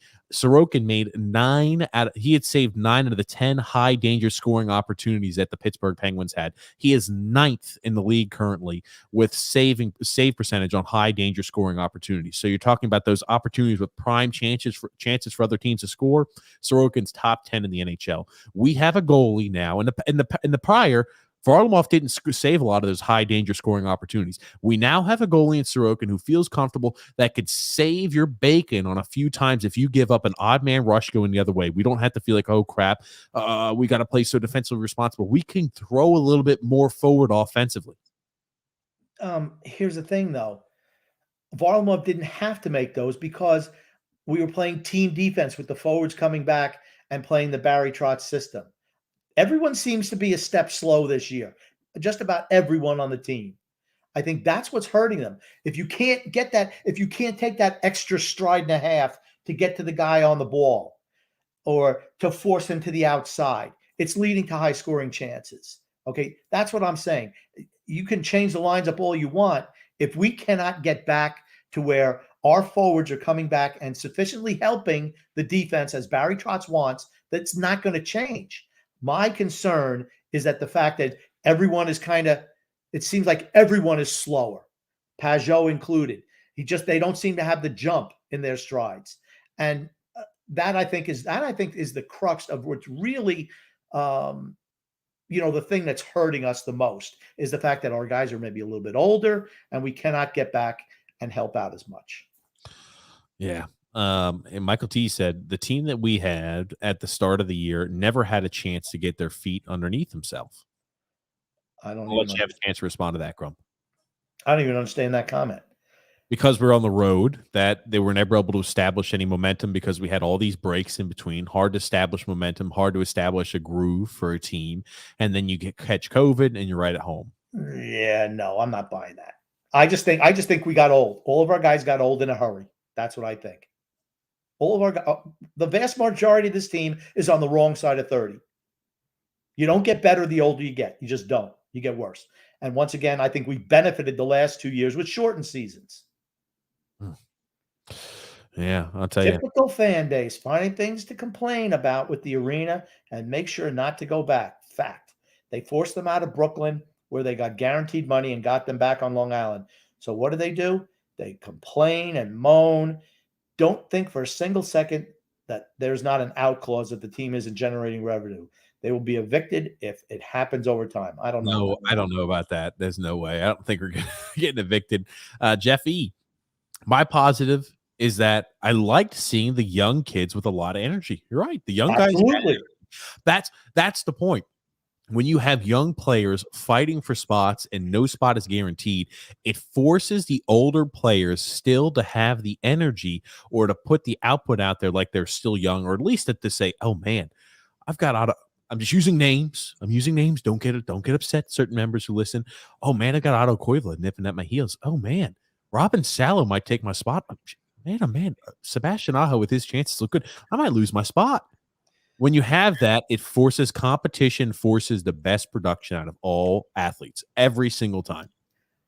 Best players should play. That's not the case under Barry Trotz. Never has been. He plays his favorites. Brian P. saying, my favorite stat, Palmieri, Parise, Pajot, Bailey, and the whole fourth line have 5 goals combined. Kyle Okposo has 6 himself. Yeah, you want to talk about that, right? Kyle Palmieri, top 6 winger. Zach Parise, currently first line right winger with Matt Barzal. Jean-Gabriel Pajot, again, like let's look at them when they're healthy. I'm not going to cherry pick. Kyle Palmieri, top 6 winger. Zach Parise, third line left winger. Jean-Gabriel Pajot, third line center. Josh Bailey, top 6 right winger. And the entire fourth line, 5 goals combined. Yikes. That's like $24 million in salary. 5 goals out of $25 million in salary. That's what I call really managing the cap well. What a film's saying. It's legit, guys. COVID and injuries have destroyed us right now. It isn't an excuse. Here's the thing. Before, though, and this is what I want people to think about. And what a films, we love you. But I even when we were healthy, we still weren't doing anything. Before the injuries started happening, we're still struggling mightily. And that's what I'm worried about. I just don't think that it's going to be a fix-all. Once guys come back healthy, I still think we're going to have the same problems. We might score more goals, but we're still going to have the same problems. Our defense, I don't feel, with Chara, is a big mistake. I saw it in the preseason. I was concerned right from Jump Street. Yeah. John Smith saying Golchev sure did put Trotz sure did put Golchev on the block, huh? He's never seen the NHL roster. Nope. He might be forced to now. I don't know. He's going to get his thing. They get everybody back healthy. All the young guys, forget it. They never even existed. That's going to make me feel even more angry, honestly. Matthew S. said, yeah, the road trip cannot be used as an excuse. COVID to some extent, yes. I think COVID to a certain extent can be. But and that's why I said you can argue with COVID. You could argue the game should have been postponed. I think they, I have no problem with the games being postponed. It benefits us. It certainly does. So I'm not complaining about it. That being said, I could see both sides of the argument if you're a third party talking about the Islander games being postponed. But there's still a lot of skeletons in the closet, guys. And that's what worries me the most. Here's the thing. We weren't performing well before all of that. See what I mean? And here's the thing. Maybe they should talk to the drive-by media who say that, oh, that's not an excuse. They're using everything as an excuse why the Islanders are no good. It's easy because, you listen to, the national pundits, and it's just real easy for them to say that. It's just an easy excuse. If they actually watch the games, they'd realize that's not the case. We're just not playing very well right now. Mm-hmm. Oh, James Farrell saying bad loss by Penn State today. Yeah, grump that James Franklin. Oh, yeah. Wisconsin also lost to Minnesota. Yeah, that's a big loss for Wisconsin. Michael T said, I thought the Penguins game was a great game played by the Islanders. Yari's toe saved the game for Pittsburgh. I thought the Islanders looked good on Friday. And that's what I said. It was just, hey, we did offensively, we still aren't there. And with a lot of the young players and Matt Barzal unfortunately being handcuffed, it hurts. It hurts the offensive production. I thought defensively, and Sorokin was phenomenal against Pittsburgh, right? This might be the best goal the Islanders have ever had in franchise history. Jari played extremely well. I think he's had like 3 shutouts in 5 games or 5 and 8. I don't know. He's been unconscious right now. Mm-hmm. That said, I thought with the exception of the first 5 minutes of the game, 3 to 5 minutes of the game, I thought we played extremely well. And it was the young guys who were doing it, not the veterans. We had some chances. Jari came up big a couple of times. like I said, I was not disappointed in the game against Pittsburgh. Yeah, I'm disappointed we didn't score, but we played better. That's if you want to get back to being a winning team, you have to play better. Before everybody got COVID, we were not playing well. We were all over the place. We were lost as a unit out there. But it seems like we're getting it better. I don't know what's going to happen when the older guys come back. Yeah, what a film saying here, unacceptable again with the poor road trip and a Final Four hockey team. Right, we were 5-7-1 after the road trip, I believe it was. Not a good road trip of the 13 games. We expected, hey, what's a win for us? 7-5-1, right? Even though you're slightly winning more games than you're losing. Dave F, this is a fantastic point. It's something Grump and I have talked about. I just feel like management will use the excuse to avoid any fact that they did not improve the team enough this offseason. And that, ladies and gents, that is why I'm so critical. And I think Grumpy's so critical about this point. Yep. Because I do not want to see, it's really convenient. It's easy and convenient to say, oh, it's because we had COVID. We missed, we had a few players miss 3 games this year. We were on a long road trip. That's why we didn't make the playoffs. That's why we chalked the season up to an L.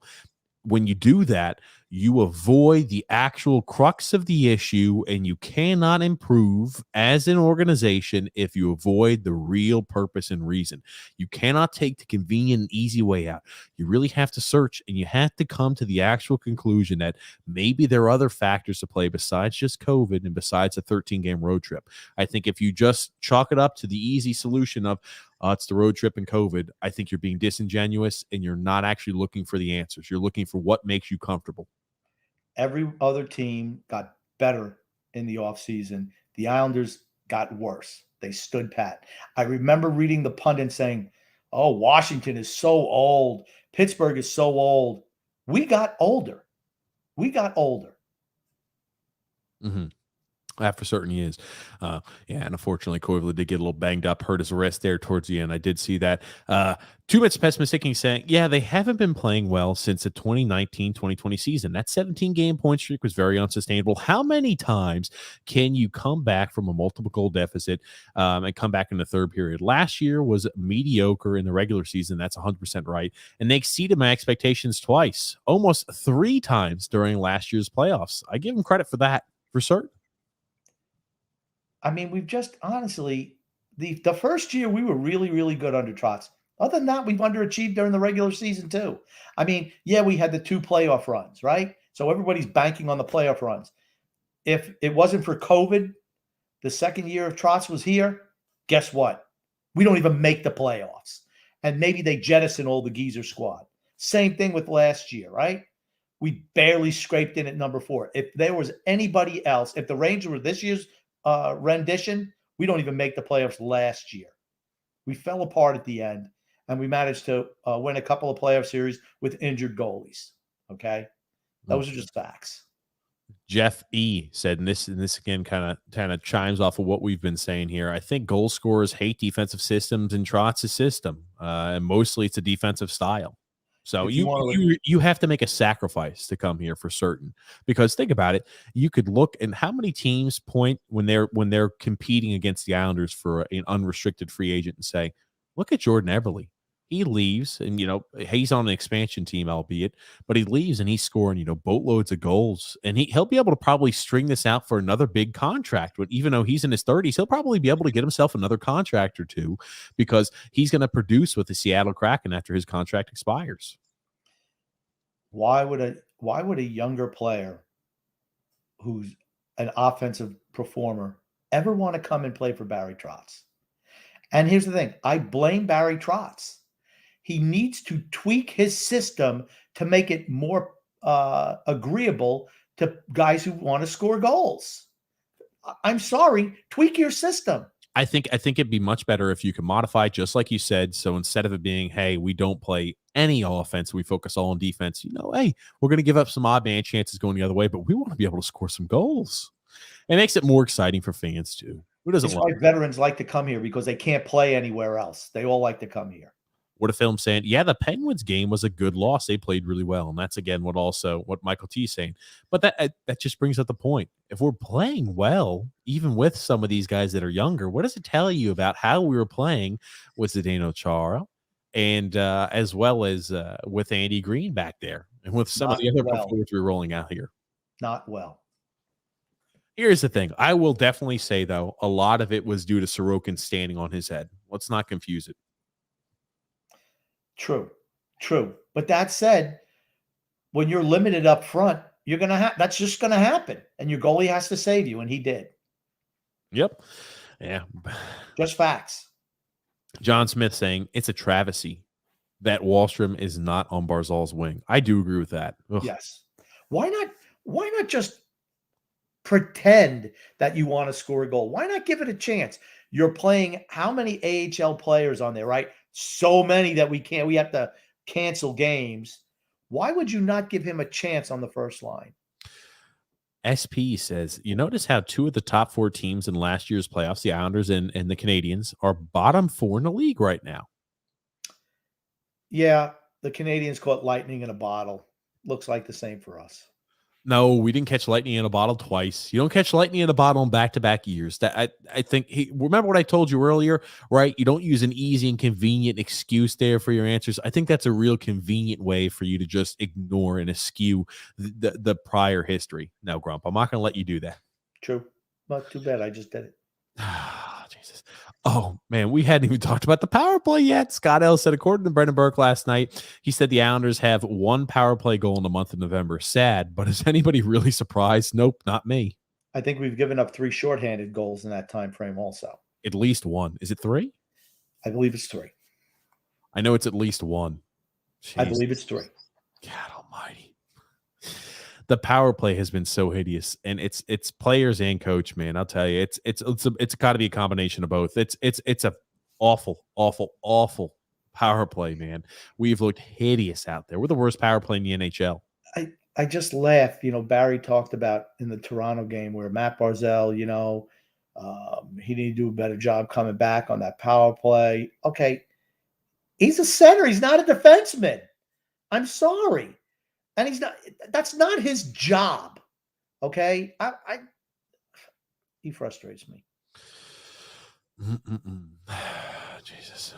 2 minutes past mistaking said, I read Barry's quote as a reflection of the overall record, not just COVID. I'm just shocked though that he's struggled. This has been the biggest struggle he's had even beforehand. I mean, those teams, those expansion teams, maybe because there were no expectations, but those expansion teams, I feel like are a lot tougher to be more competitive than with, a team that's been to back-to-back Eastern Conference Finals. I think he was complaining about the last 2 games having to play younger players. That's the thing that's baffling him. He doesn't know what to do. His whole apple cart has been just turned over. What do you mean I have to play guys in their 20s? What? I don't know what to do. It's my most trying experience in my coaching career. I got to play guys under the age of 30 on this team. What the hell's going on? Let's forfeit the games. Lou, make sure they postpone those games for us. I can't play these young guys every night. I don't care if they're looking better every other day. I don't care. I don't want them in the lineup. Drew L saying, listen, Tom Wilson may be a grinder enforcer, but at least he puts a puck in the net. There you go. Do you think he would have that opportunity here?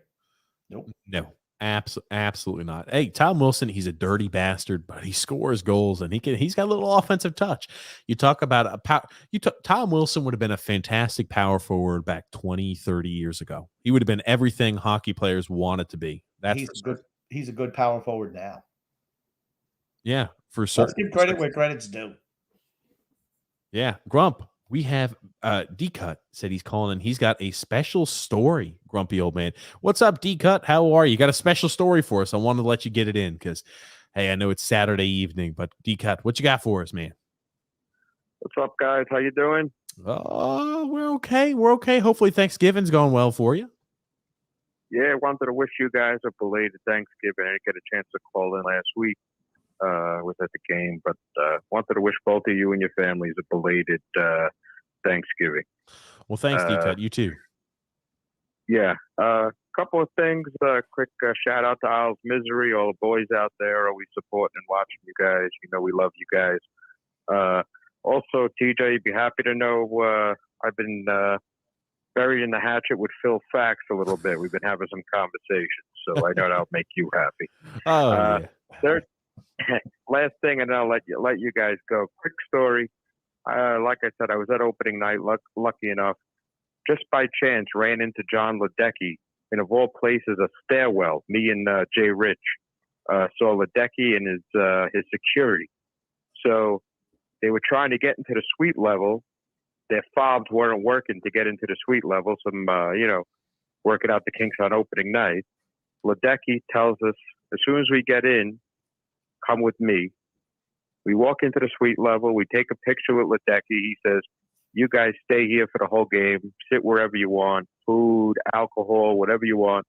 Met all the ex-players. Met Potvin, met Nystrom, Jigs McDonald. Met some celebrities, some football players.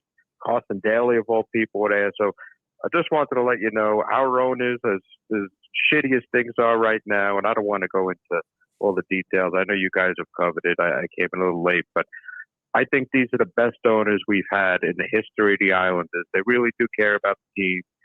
They're going to turn it around if it's not this year. The owners really care. And that's about it. I just wanted to share that story with you. I know, like I said, everyone's kind of pissed off at what's going on. And so am I. I was at last night's game. It was a disaster.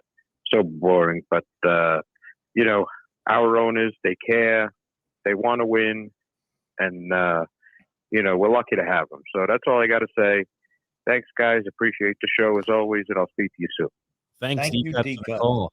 Again, always good to have positive light. I tell you, the Islanders, the organization, they are always it's family. It's family. That's why, again, the podcast and the live stream, everybody's family that participates in this. You know what I mean? There's never any malice towards any comments. Some people get upset. You could feel a little bit of rage behind what I say. There's never any rage on our side. It's like family. It's like you're shooting the shit in the bar, and you're here with your friends, the regulars here at the bar. That's all it is. That's exactly what it is. And we are. And I think this is the best ownership group we've ever had. For certain. And, even if things don't turn out well this year, you talk about positives also. I hate to already write the year off. I try to think, okay, what adjustments do we need to make to start getting things headed in the right direction? Let's say worst case scenario, this year is off. We still have a fantastic ownership group. You look at the pieces. Top down, right?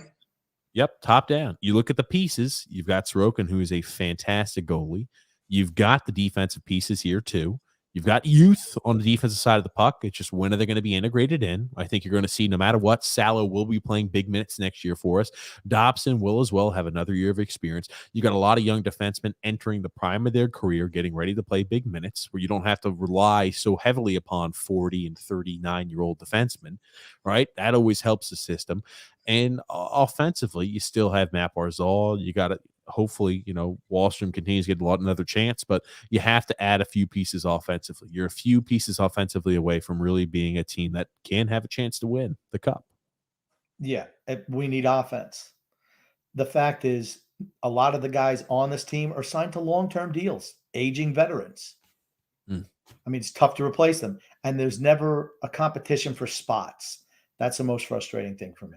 They're saying, Grumpy, you need a support dog. What if films? I'll get you Grumpy's address after the podcast today.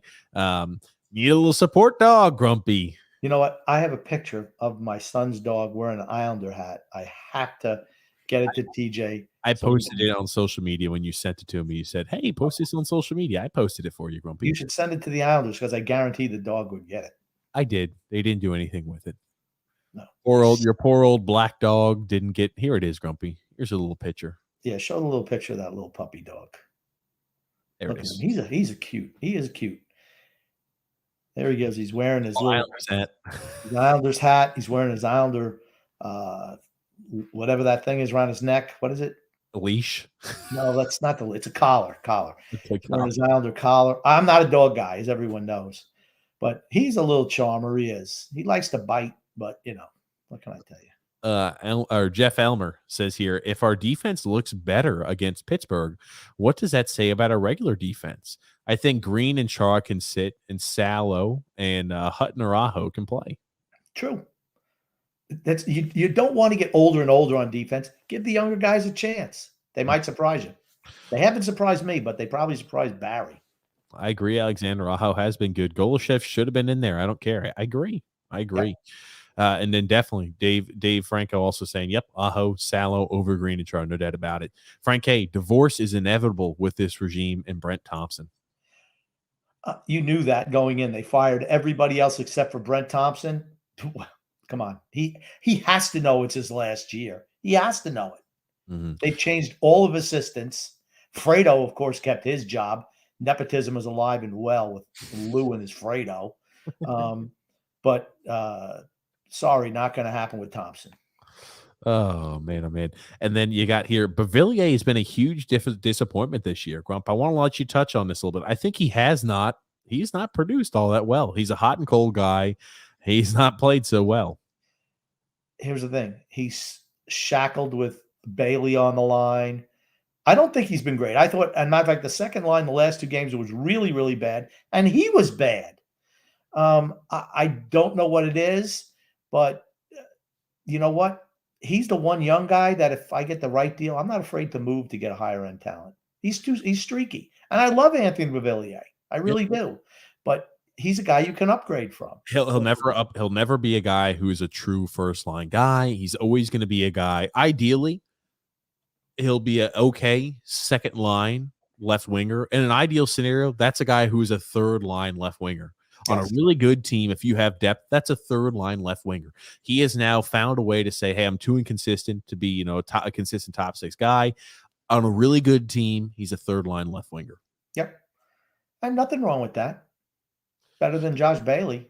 Michael T said, hey, Grumpy, what coaches are available right now if you could switch them out for Trotz? Joel Quenneville. Oh, my goodness. But you have to get special dispensation from the Pope to get him back in the league. He's got Joe Quenneville's going to be out for about a year or two. I just think it's wrong. I think it's wrong. He'll be out for a year or two. That's for certain. He'll be out for a year or two. As of right now, again, I Joel Quenneville did such a like we don't dislike Barry Trotz. I just wish he's so unbending in certain things. He's rigid. He's like how welders, right? They have to go to welding tests and they have to go ahead and when they weld things together, they get the bend test, right? If it breaks, the metal breaks, they fail the test and they don't move on to the next portion of welding school. But if you have the bend don't break style, you're good to go. With Barry's system, every freaking piece of metal breaks anytime he's got to make any type of alterations. I just wish he would do a little bit better on the welding. So it's like, hey, when things are not going the way we need to, right? We're willing to try something a little different. Like let's try something else. Let's allow the metal to be a little bit more pliable, a little bit more malleable. And that's the only issue I've got. I don't dislike Barry. I know maybe Grump doesn't like Barry that much. No, I don't dislike him either. And here's the thing. He's been great for this team. But at some point in time, you have to play younger players. And that's been his problem for forever. Everywhere he's coached, he won't play the young guys. Mm-hmm. Just won't do it. And thanks, John Smith there. Was Ponick, not Andorov. James F. saying here, 1 for 29 in the power play. Almost dead last. Yeah, it's not been good. I mean, I think that's an understatement. But I'll tell you what, they looked like they had better movement against Pittsburgh. What our regular power, everybody just standing around. I mean, easy to defend. Brian P. There's absolutely no doubt in my mind Barry Trotz hates Barzal. I'll tell you one thing. As a young player, some people have this issue. I had it when I played. I always felt like someone was out there to screw me. And maybe they did, maybe they weren't. But if Matt Barzal has any of that in his mind, I promise you that's what he's thinking. Barry freaking hates me. And seriously, whether it's a joke in the locker room, a joke and a group message maybe he sends to his buddy, Anthony Bavillier, why the hell won't they play us together? We would do this, we do that. We've played well in the past. I promise you, he has texted somebody, a close friend on the team, saying, why the hell am I being paired out there with Richard Ponick and Zach Parise? How the hell am I expected to score goals and produce points? I could see him being upset. I could see him if he's a guy who can hold a little bit of a grudge or has any malice in his heart. I can 100% see him being upset. I can. I mean, he's got a contract negotiation that has to be done next year. Do you think I've openly said that. Maybe just says, you know what, I just want a 1-year deal. And then the Islanders are going to have to move him. Jer Ben says, useless carcasses. Laughing my ass off. I love you, Grumpy. Thank you, Jer Ben. Alexander said, guys, do you know if you guys have noticed, but I think the ice at UBS has been an issue. Only for the Islander players. They seem like they can't keep an edge. I was about to say they were slipping in opening night against the Calgary Flames. They seem like they're slipping and sliding all over the place, and I haven't seen that with any of the visiting teams, which is odd. Maybe they're not used to good ice. Oh. I mean, seriously, they were tumbling around out there. I'm like, why is the other team not falling? If one team is falling and the other one's not, I tend to think it's a talent issue, inability to skate. Oh, goodness gracious, Grump. Goodness gracious. I tell you. What a film said, I really believe in a dog support. I've got Charlie. I walk him after every Islanders loss, and it helps. For now, I will try and help it. It's going to be okay, Grumpy. We're going to get into the fight. We're going to get Grumpy. Grumpy, what type of dog would you want? Would you want a big dog or a small dog? Do we need to go ahead and pool together and get you an emotional support dog after these games? So that make you less grumpy on these podcasts? I'm not a dog guy. I don't like dogs. Like I said. So what type of guy are you? Are you a cat guy? Are you a parakeet guy? Are you a hamster guy? Do we need to get you some sort of support animal? No pets anymore. I used to have cats. I used to like cats, but it's too painful when they die. So at my age, I don't need that type of emotional distress anymore. Grump, just watching the Islanders play is enough emotional distress for me right now. If we get you a young cat, Grumpy, there's a chance you might have to witness it die. Oh, he's saying cats live 20 plus years, Grumpy. Wow. I don't know how old you are, Grump. I don't know, but I plan on living more than 20 years. Okay, well, good. Well, Grumpy, maybe you're younger. Maybe you're younger than. I don't know how old you are, Grump.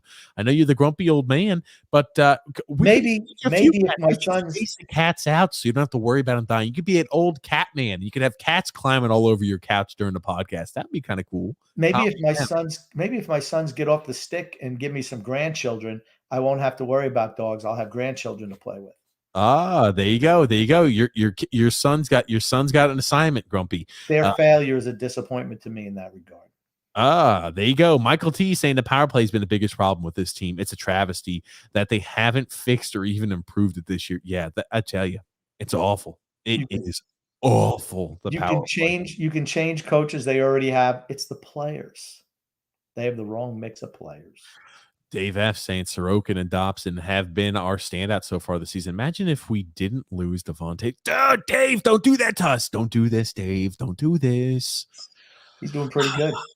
Hey, that sends us down about like a 10 minute rant every single time it gets brought up. Anytime I have to think about Devon Taves and I think about how he's been playing this year and the points he's been putting up and how he's been thriving in Colorado. Do you remember we said when he was originally traded, this is a guy who is tailor-made for the Colorado Avalanche. He's going to put up points in droves. Do you remember when we said that?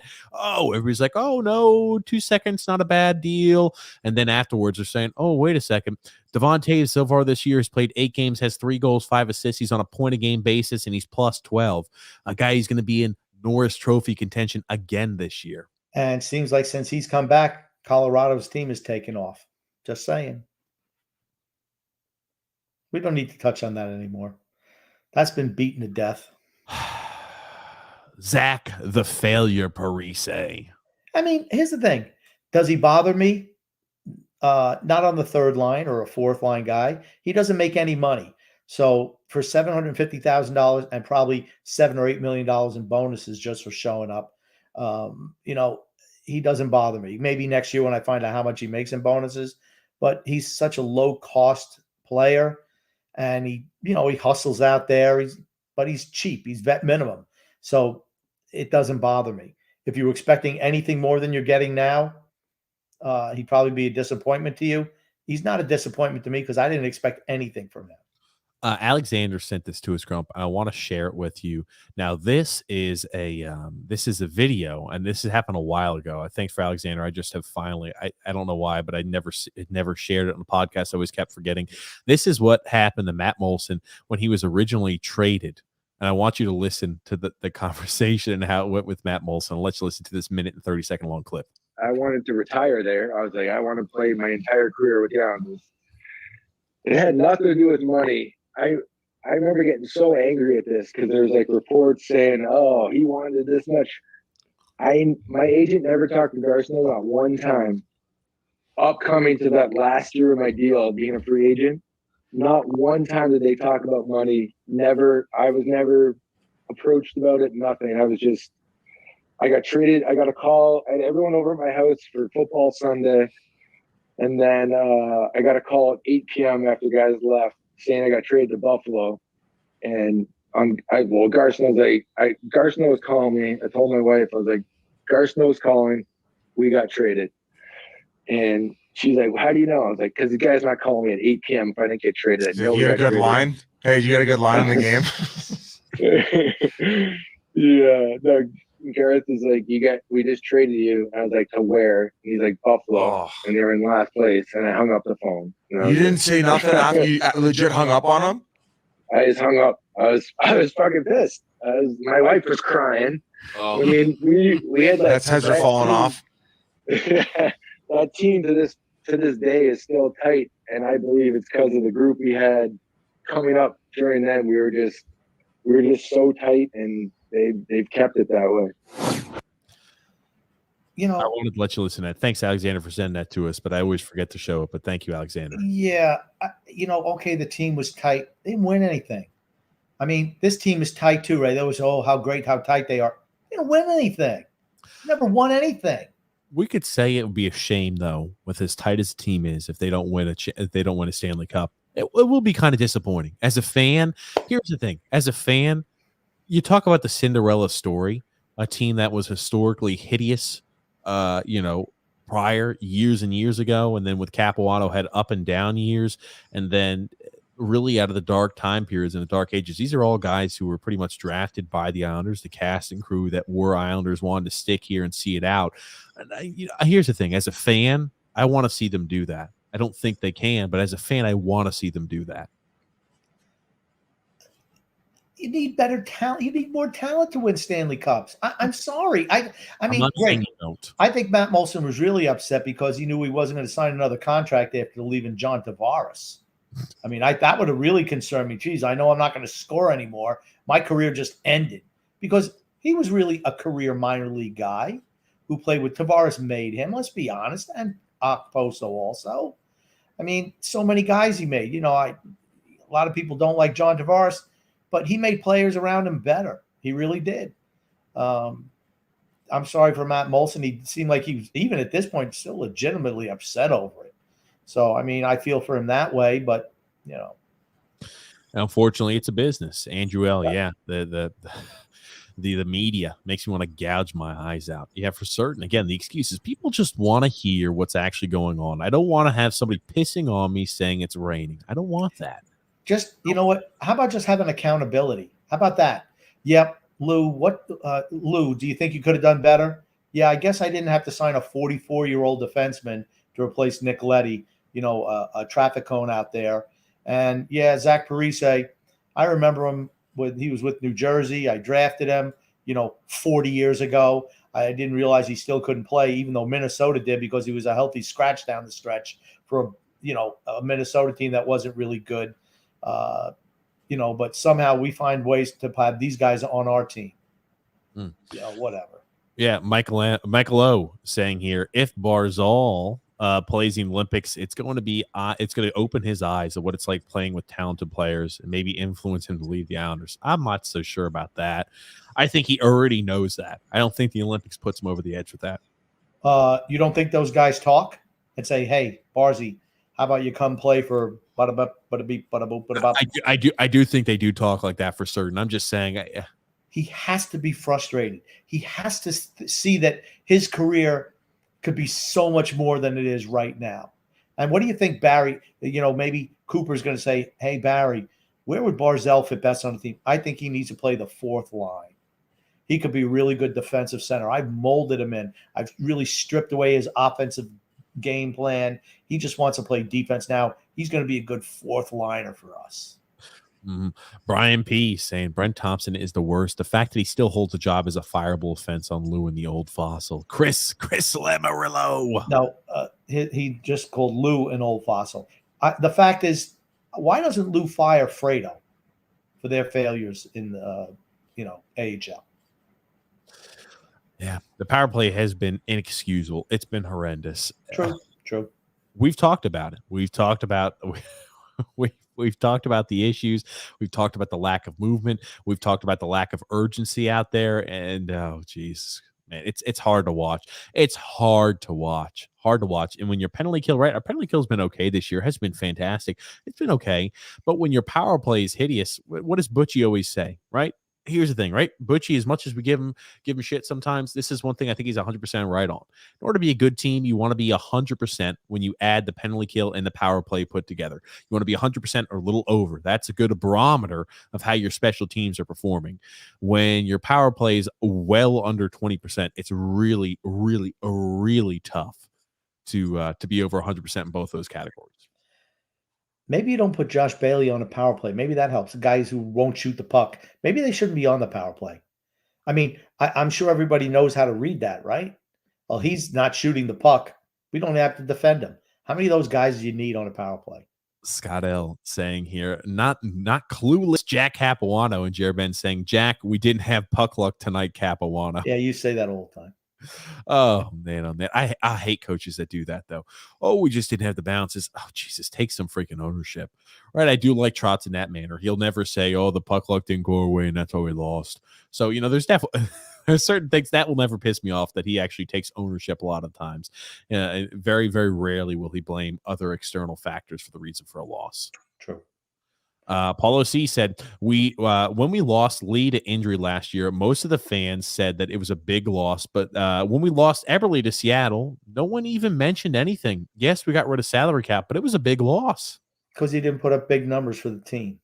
But think about it. He's a guy who's a very good complementary piece. He's been scoring goals for Seattle, but he's a good complementary piece. And when you have Matt Barzal having to try to overcompensate for everything else that our left wing wasn't contributing with Leo Komarov, it made it really tough for Jordan Eberle.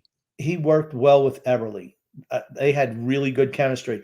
Just like when Beauvillier was on that line and Barry broke it up and it never got put back together. And they were performing well. It's just a typical Barry move. Break up something that's not working to try to fix something else that's not working. Yeah. John Smith saying, you neutralize your best player with two losers on the wing. LOL. Nice coaching. Yeah. Unforgivable. Oliver overqualified and stifled Wallstrom. True. I like that. SP said, no excuses that our regulars aren't scoring either. This is our team on paper. Come alive. Yeah. I mean, what's the next excuse going to be? I mean, hey, we played 500 hockey down the stretch. If we would have played 1,000 winning percent hockey at the beginning, we maybe squeaked into the playoffs. Come on. Michael T saying, to get in chemistry, you need more than one game played together. I do agree with that, but you have natural, like when I look at certain chemistries, Paul Mary had a natural chemistry with Matt Barzal. We noticed that it immediately clicked. We looked at in the playoffs last year when they were on a power play, they immediately clicked. And we saw through the first two games this year, what it did immediately click. They said, oh no, Josh Bailey's struggling, so we're going to put him on the first line. That type of stuff drives me nuts. Okay, Paul Mary's not the answer for the first line. He's Paul maybe Mary's the best a better solution than what we currently have. Oliver Wallstrom would be too, but he won't even get a shot. I want a guy who's unconscious shooting the puck. That's Wallstrom. Jared Ben, Mary and Lee play basically the same game, right? They very, very similar games. Grump, I'm going to let you read this comment. Oliver's square peg through a round hole, Wallstrom. What a film said, yeah, the power play is embarrassing. This is the team I cheer for, and I hide in shame. Wow. That's profound, Woody. Very profound. It is. It is. Think about that.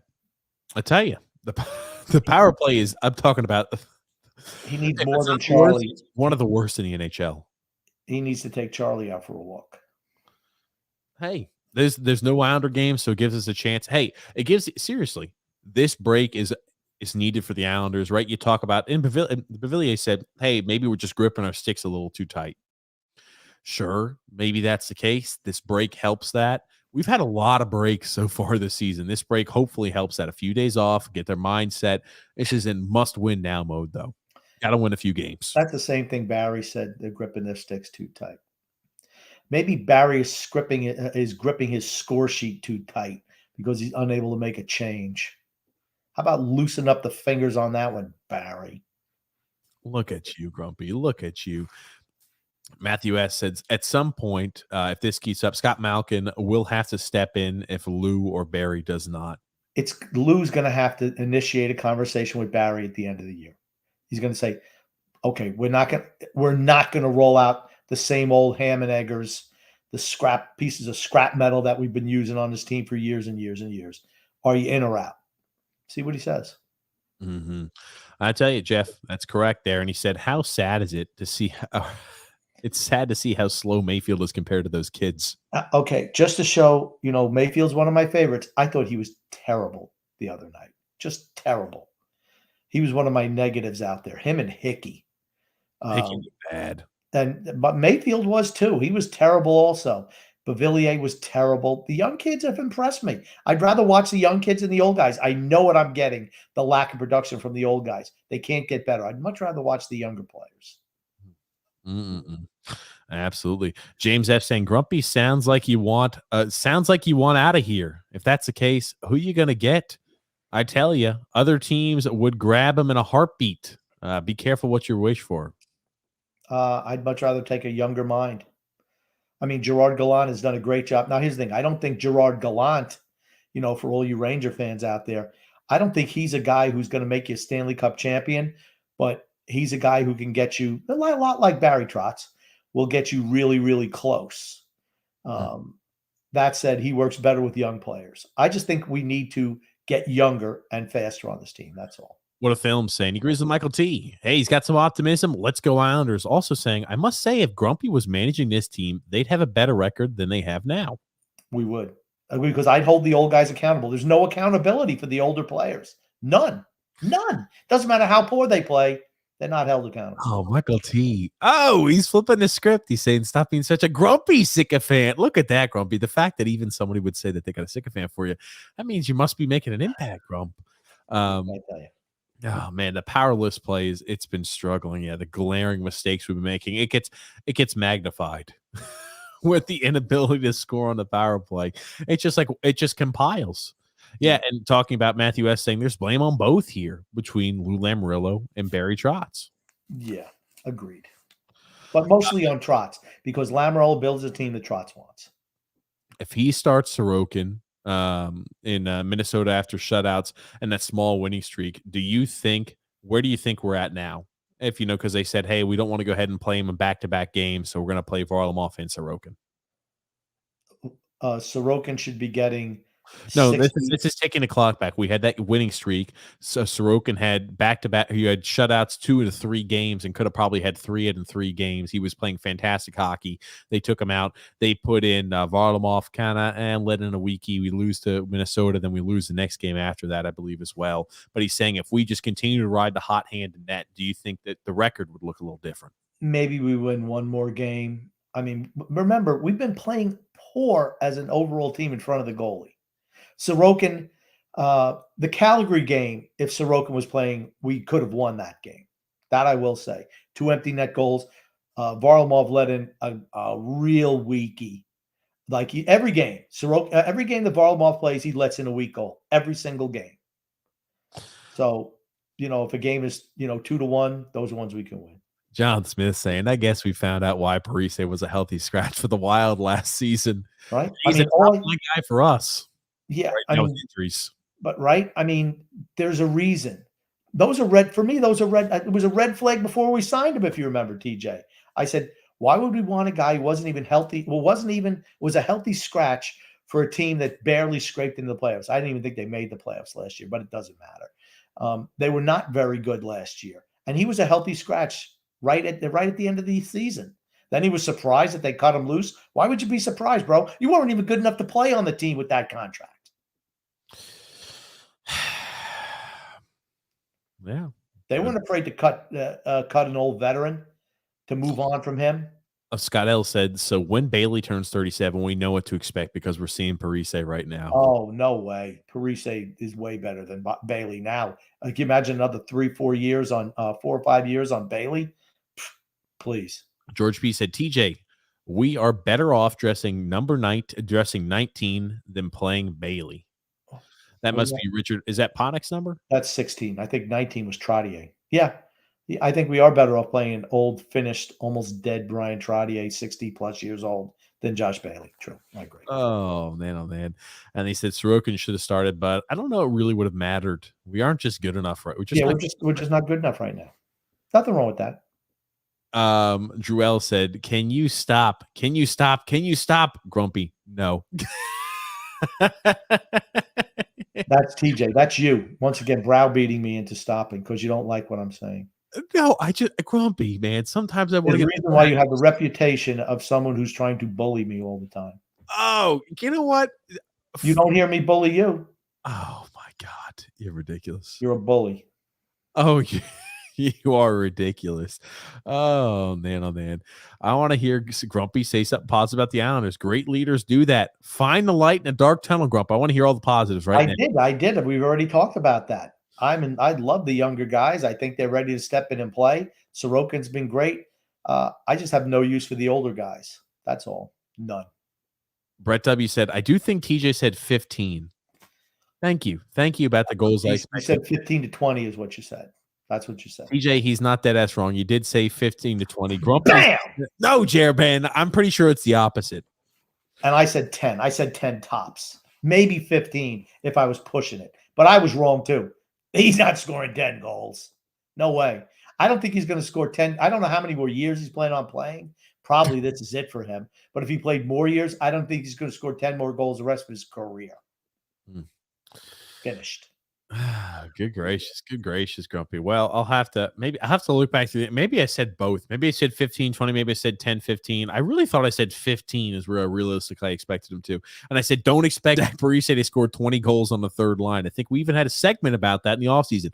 Don't expect Zach Parise to score 20 goals on the third line. Maybe 15. Yeah, whatever. Oh, God. Jeff E. saying the only positives lately are the COVID tests. Oh, good one, Jeff. I'll tell you what, Jeff, before tonight, did not know how to get in the comments, and he whips out a beauty right here. Fantastic. Oh, man. Outstanding. Dave S. said, I understand that Winnipeg game was probably our best game so far. True. I think we've only played 2 really good games. I can't remember the other one. Winnipeg stands out, and there was another one too. Thank you, James F. 10 to 15, Grumpy. Go to the videotape. I swear I said 10 to 15. I don't know. That's probably when you were a backpedal in the last couple of weeks. But preseason, you said 20. I remember you saying 20. I'm like, 20, please. I honestly, Grumpy, now you make me feel self-conscious, Grumpy. You're bullying me, Grumpy. I don't care. That's how you treat a bully. You got to bully him back.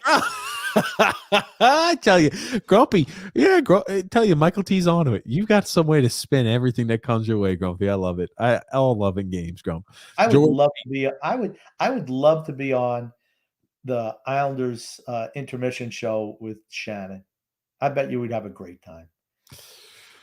George P said positive. We haven't had to watch Bailey flailing about helping the other team. Oh. I'm telling you, seriously, I watched the other night against Pittsburgh, and I'm like, oh, I haven't seen the middle. I was like the third period. I'm like, gosh, haven't heard much of Bailey today. Not that that's unusual. And then I just found out he wasn't playing. What's the difference? It's probably the best stretch of his career, honestly. Dave F said, it's so easy for people to blame Bailey. You guys are acting like Bailey is something different. He's been a SMA employer since we've got him. Not sure what that means, SMA. But I'll tell you, Josh Bailey is not the issue. He's not. There's a lot of other guys who aren't producing. I think we're better with Josh Bailey. As I mentioned before, we're better with Josh Bailey in the lineup than without Josh Bailey. Here, if you're thinking about one guy, you might call me crazy. I don't think he should be playing on a third line. Josh Bailey should be playing on a freaking third line. No doubt about it. He should be playing top 6 minutes. Josh Bailey isn't the issue, though. Josh Bailey should be playing on a third line. Zach Parise should not be playing every night. He shouldn't. You're the guy who said Zach Parise is a marked upgrade over Leo Komarov. At least Leo Komarov scored a goal last year. Look at This you. guy hasn't. Look at you, Grumpy. That was cute. That was cheeky. That was cheeky, Grump. What a film said. Winston Churchill didn't hang his head. He motivated his men. This is what we need out of coaches, players, and fans. True. Michael T said, "You're saying the veterans have played like garbage all years, and how many games into the season are we?" LOL. 17. Almost a quarter of the season. The die has been cast, my friend. Oh, no, JPB, no freaking way. Bring back Doug Wait, no freaking way. No way. Are we Absolutely still not. paying him? Are we still paying him, though? I have no idea. Scott L saying positive. Sorokin and Barzal. Barzal is, I'm not sure he'd been a huge positive so far this year. He's been shackled. He looks like he's willing to shoot the puck more often, but the assists haven't been there either. He looks frustrated to me. He looks frustrated a lot of the time to me. He's like, what the hell? James F saying, need Casey Cizikas on the penalty kill. I think that's maybe so they can protect against shorthanded goal chances.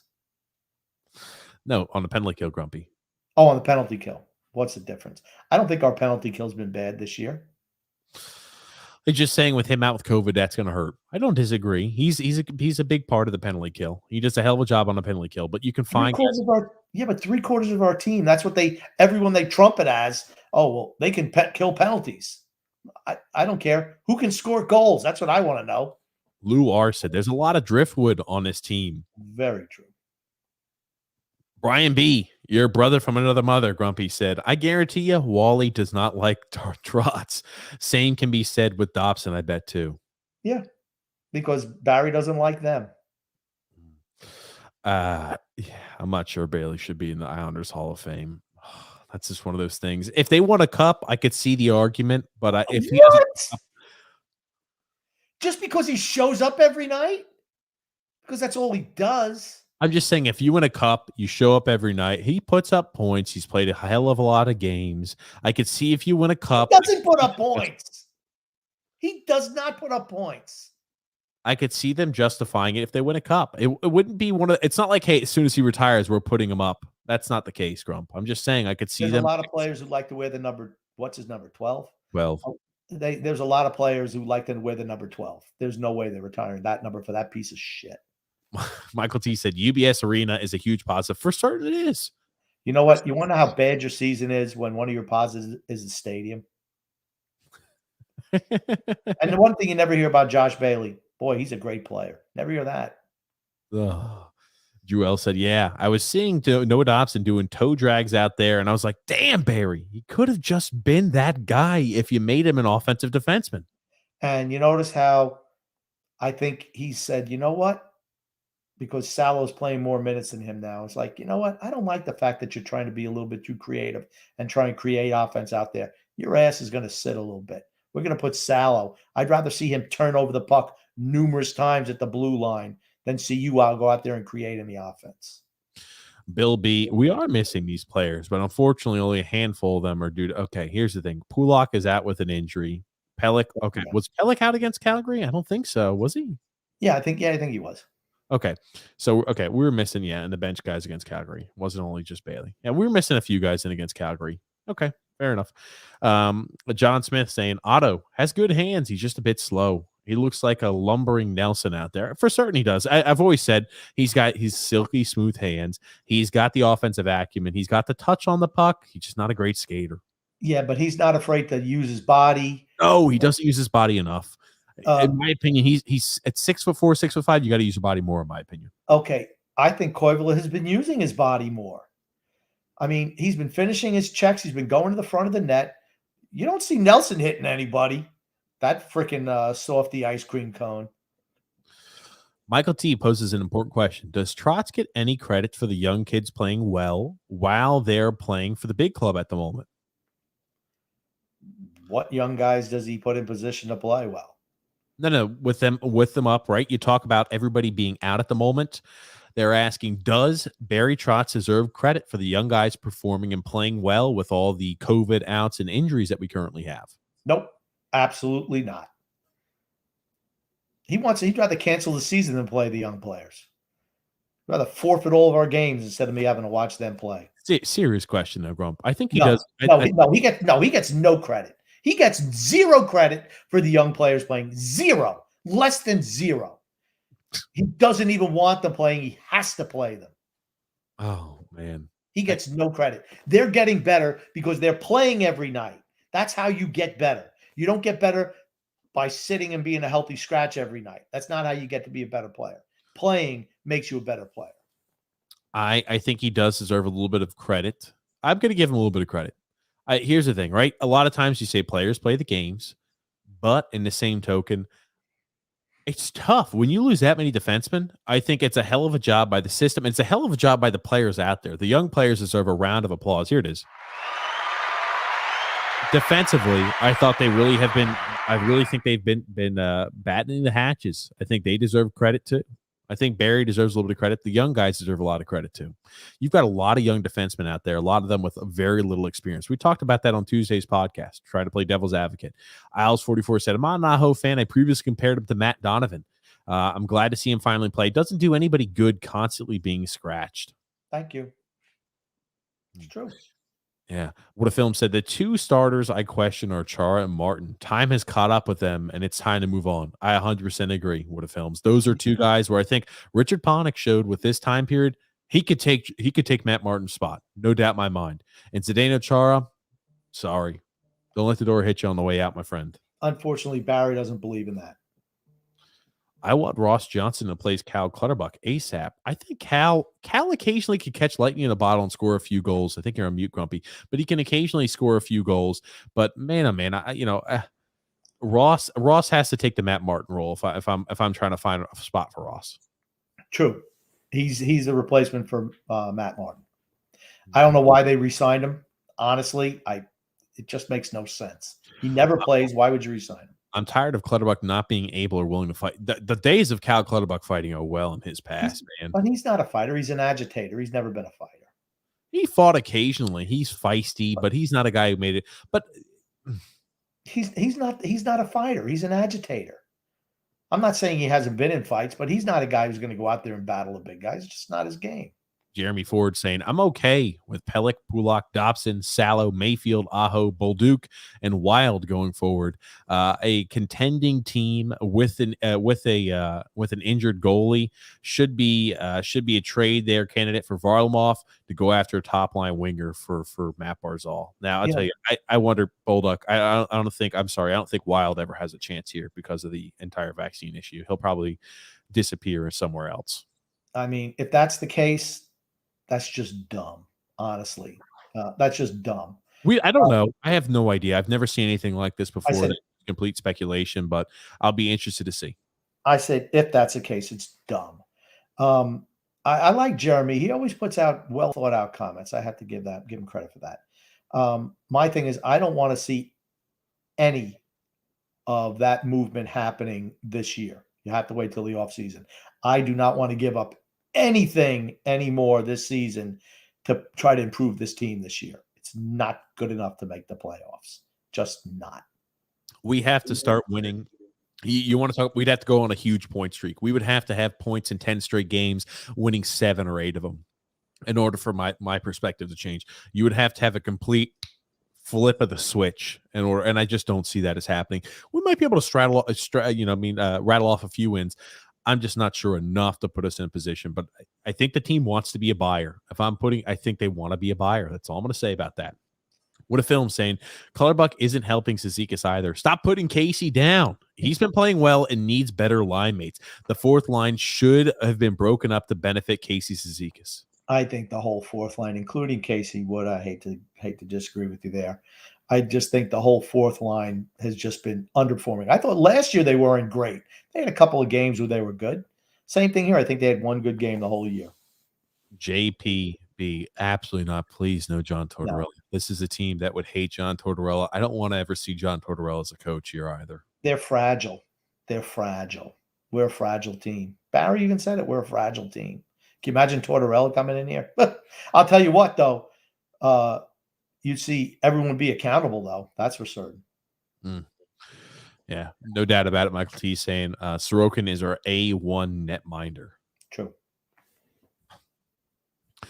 Lou R brought it up. We didn't. Josh Hosang was not the problem. Everyone that shitted on him and the kid drank trots and on that kid. Drank trots and lose Kool-Aid. I'm not sure what he's done this week, so I'll have to look it up. And then, James F saying the owner has to be held accountable for guys. I love the ownership group. I think they're doing okay. As much as we rip on Lou and Barry, think about what we had before. I mean, I think if they had a different coach, Lou would build a different team. I think that he builds the team based on what the coach wants. I firmly believe that. I mean, he showed in Toronto when he was there for a couple of years, he wasn't jettisoning all their young players to bring in a bunch of veterans. That wasn't what he did. He works with the coach, and that's what a good GM should do. I'll let you read this one, Grump. TJ, just take the Josh Bailey assist on the comments, please. You post them. Let Grump drive him home. Mm-hmm. Oh, man, oh, man, oh, man, oh, man. Alexander's already written off the Islanders. He's thinking about the Dolphins playing the Carolina Panthers tomorrow. Oh, goodness gracious. Dimitri P says one shot on goal on a power play is a win for this team. Ooh, sarcasm off. Sarcasm on. Well, no, off. After you read it, I say sarcasm off. Okay, I got it. And then Michael T said, this game did have a 7-game point streak. Just saying. This team did have okay. How many of those games did we really deserve to win? I thought we were getting puck luck. I haven't mentioned it. What happens when we don't get puck luck? Then all of a sudden we go on a big. Maybe I just should have kept my mouth shut. Oh man. It's not good business to say the Islanders are done. We don't want to come back to that every week. Grumpy, what a Films is saying. I know, but I just speak the truth. You're always going to get the truth here. Yeah, absolutely. I don't blow smoke up people's butts. I don't do that. Chair Ben saying it's the most underwhelming shirts I've ever seen. The coolest one is the Enemy of the Cartel. Grumpy's Groupies is okay. The Armadillo is disturbing. Oh my goodness. Hey, I thought the Armadillo was pretty good, actually. You get a little taste of everything. If you want the shirts, we gave 5 to start off. We're going to put like an Islanders Never Say Die podcast shirt out, just like that, the logo and everything like that. But hey, you've got options. You got choices. You can pick the ones you like. You don't have to pick the ones you don't like. Danelle said there very easily could have been discussions with Seattle. Seattle might have even said, if you protect Eberle, we're going to take a young guy. Okay. Yeah, but the whole thing is, what was our offseason about? Freeing up cap space. I'm not going to go back on it. I mean, Eberle's played great, but I had no problem losing him or Bailey. That's $5 million. Or Letty. We traded Letty before. That's fine. It freed up some money for us, right? Of course, we didn't invest it wisely, but, that's a whole nother story. But I had no problem with that. Yeah, I tell you. Ugh, God, Grump, how many times are you going to say Eberle subjugated his game to get over that he still sucked the entire team, the entire time he was with us? Yeah, I know. I do say that a lot. I do. Probably, whenever Eberle is mentioned, I do. Chase H saying maybe Palmieri is a scorer, but in this system, he's not produced. Just a hot take. He's only scored in the playoffs, and in the regular season, he's not produced as right. He scored against a couple of injured goalies. Didn't do anything against Tampa. And somehow, because he bought a house on Long Island, that means he deserved a contract. Policy said we got rid of the salary cap, but never replaced Eberle, our top line right winger, and we never replaced Letty, our top point defenseman. Where in the plan? Where is the plan? At least Wahlstrom to replace Eberle. Yeah, I don't. Right now, Barry doesn't want to play him up there. If you're not playing him with Barzell right now, you're ever going to do it this year? Nope. Michael T said it's fine to say Lou and Barry must go, but what are your answers to replace them, and who are out there? Any idea? Does anybody who can replace them? I don't think we should. I didn't say replace Lou. I said replace Barry. People. If he's not willing to change and be flexible, he's a good coach, but he has to be flexible. Scott L, it is in the link in the description there. I think it's got merch store, and it'll have that on the link. But that's where you'll be able to find the merchandise for certain. Michael T said Grumpy in his bombastic iron-fisted agenda. Yes. Oh, I Donald have an agenda. It's true. Donald W says here the NHL disrespected the Islanders. They should have postponed the games earlier with their issue with COVID and injuries. Bad job of the NHL. You cared about the centers. They should have done the same for the Islanders. I think that's a new picture for Donnell. Nice picture. Donald, yeah. Injuries don't count. And you're only missing 5 starters. Senators were missing 10. Difference. Isles 44 said, by the way, this team has nothing in common with the 1996 Islanders other than just being bad. Yeah, I mean, we're not going to play as bad as we have. I mean, let's be honest, we can turn around. But we just seems like we've dug such a big hole that can't get out of it. Yeah, I'll tell you. Grumpy, were you digging into the hell out of Bailey today? Not really. Well, maybe. A Shooter's Puck Hockey said, I think Bavillier might be the next X positive. My brother was down along the boards watching the warm-ups and said Bavillier couldn't stop coughing. He was covering his mouth with a glove to hide it. He was already out. Well, he tested negative, but maybe, again, I'm sure they're testing almost on a daily basis, Grump. Maybe he just has a cold. I don't know. Frank K said, so far, UBS causes the fans to leave with IBS, irritable bowel syndrome, because the team is in the shits. Nice one, Frank. James Farrell saying, don't bet on the Islanders for DraftKings for goals or wins or points for players because you won't win money. Not right now, anyway. Isles 44 said, could you imagine if we had already traded this year's first round pick? They would have literally ended up with the first overall pick. Bad enough suffering this season, but for not to have the first round pick, yikes. Yeah, at this point, you cannot trade away that first round pick. Patrick V said Lee should not wear number 27. It's totally has no class or respect to Tonelli. I never seen anybody else doing that. Well, I think he talked with John Tonelli. John Tonelli said it was fine. He wanted him to still wear 27 after his number got retired. I have no problem with him wearing that. He's been wearing it his whole career, so no problem there. And that's a new picture of Patrick. Very nice. Mm-hmm. Michael T said, just out of curiosity. Okay, yeah, we already covered that. Drew L said, the fact that Ryan freaking Reeves had 2 points against us is already a national embarrassment. It's not good. Michael T said Christopher Reeves plays for the Rangers. I didn't know. No, I said it was George Reeves. George Reeves. Christopher Reeves is playing for the Islanders, and he's wearing number 33. Oh, good gracious. Oh, good gracious, man. Good gracious. I'll tell you. Wadatuto Sai says Martin doesn't fight anyone. Certainly doesn't want to fight Reeves. I agree. That would have definitely been the time for Martin to fight, but he won't. It's why Ross Johnson should take over. Here's the thing. Matt Martin's older. He knows, hey, I'm not going to pick a fight with a guy who's going to pummel the hell out of me unless I really have to. He did that with Zdeno Chara last year. It didn't end up well for him. If he can avoid it, he'll avoid trying to fight somebody that could really pummel him. Reeves is a hell of a fighter. Let's be honest. That's not somebody Matt Martin wants to mix it up with at this point in time in his career. Not at all. Michael T said, I just found another positive. We do have games in hand on everybody. That's also another positive. We do have games in hand over everybody else. It just would have helped that there was like a 14th month in the year so we can get them, spaced out enough. Mm-hmm. That SP said Matt Barzal has 8 points in 17 games. He's on pace for 38 points this season. We are watching Barry Trotz destroy a potential franchise star before our eyes. True. You don't give him anyone to play with. Conspiracy theorists to me, they want to keep his contract numbers down. Well, geez, you only scored this many points. What makes you think you deserve more money than that's so far-fetched, man. That is so far-fetched. That's okay. Would rather have Ross Johnson replace Matt Martin or Cal Clutterbuck? Matt Martin. I think it's got to be Martin. Yep. Mm-hmm.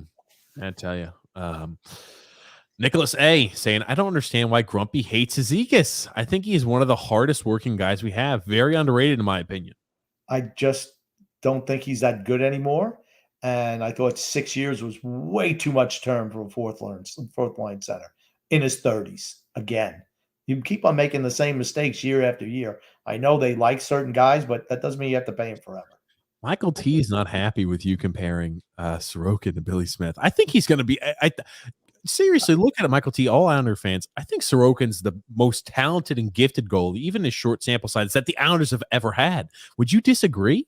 I think all goaltenders today are better than the goaltenders of the past because of the butterfly style. You're not, I mean, they're down all the time. Now, sticks are different too. But, stand-up goalies, they got beat on a lot of shots they would not get beat on today. That's all I'm saying. Mm-hmm. But Smith was really, really good in the clutch. Really good. Joel saying Sorokin was even trash talking Crosby after he stopped him point blank. I tell you, he was. I love to see that. He was shit talking Crosby a little bit. I'm like, even though we're down 1-0, we've been struggling. I love the fire in that kid. I do. I love the fire in Sorokin. Was he talking in Russian or in English? Well, I'm sure he was talking in English to Crosby because he wouldn't understand Russian. Okay. Well, but maybe his trash talk is better in Russian than in English. Grump, we'll let you read this one. Iron Maiden, Run to the Hills. Keep playing in my head tonight for some reason. Nicholas A. saying, Grumpy, Billy Smith is better than Sorokin. Sorokin has no Stanley Cups. True. But that said, I think if Sorokin was playing back then with this style, think about how much better we would have been. There were games that Billy Smith give up 6, 7, 8 goals a game. That happened with Sorokin. Game was different back then for certain. That's it. Frank Hay said Sorokin could be another Luongo where we completely botched him and he shines somewhere else like Chicago or something. He's shining here. Yeah, he's Luongo. That was the worst trade in Islanders history. Oh, Sherwood 9980 said, "What a bunch of amateurs knocking Bailey when he hasn't played for 6 games." I think it's only 3 games. Sell tickets to his funeral. Oh, goodness gracious. I think he hasn't played in 3 games. I think it's just 3 games he hasn't played in. Yeah, hasn't it played. Just seems like 6. Oh, good gracious, good gracious. Lucas Raymond has 21 points in 21 games. Not saying Wallstrom is Raymond, but who would have known talented young guys can score if given the chance? Yeah, go figure, right? He's been really, really good for Detroit. Michael T saying we might need to rename this podcast the Bash Josh Bailey Islanders podcast. Really? Grump, how much did I take a piss today? Did I go to the bathroom and miss something? I didn't really think or have I been tuning you out? I don't know what's going on, Grump. Did you really bash the hell out of Josh Bailey and it just becomes white noise for me? Not as much as I do in other times. But other people were bashing him, so I just piggybacked on that. Maybe that's what it is. Good gracious. I don't think I initiated anything with Josh Bailey today. Were you comparing this team to the 96 and 99 Islanders? I don't think we were doing that much today. That was Frank. That was Frank. Okay, gotcha. You said, would you? Okay, I was about to say, I'm like, I don't think we were doing that. Would you stop comparing this team to the 96 or 99 Islanders? Both teams, those teams played in a horrible arena, apathetic owners, the worst general manager ever, very young teams full of promise and prospects. Yeah, no, that was Frank, not us.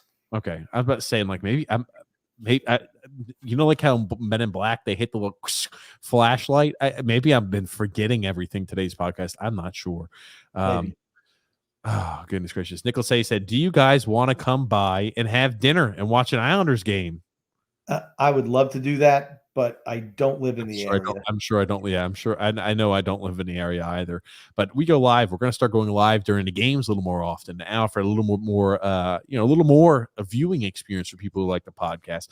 Maybe I'll eat dinner during those games. Oh, goodness. Sherwood saying, yeah, keep playing AHL defense. They all suck. I don't know what you see in them. I don't know. I think they've looked better every single game, honestly. There's upside to those players. No upside to I don't think Robin Salo is an AHL defender, and I don't think Sebastian Aho is. Grant Hutton, I haven't been sold on. Thomas Hickey's not the answer, but it's not an all an AHL defense squad. I mean, like, would you really rather have Zdeno Chara out there? Come on. Not me. Man, oh man. Jake Bellows says, what's the record for most losses in a row to open a new arena? I'm not sure, but we're not going to have that. Yeah, I don't think we're going to have that either.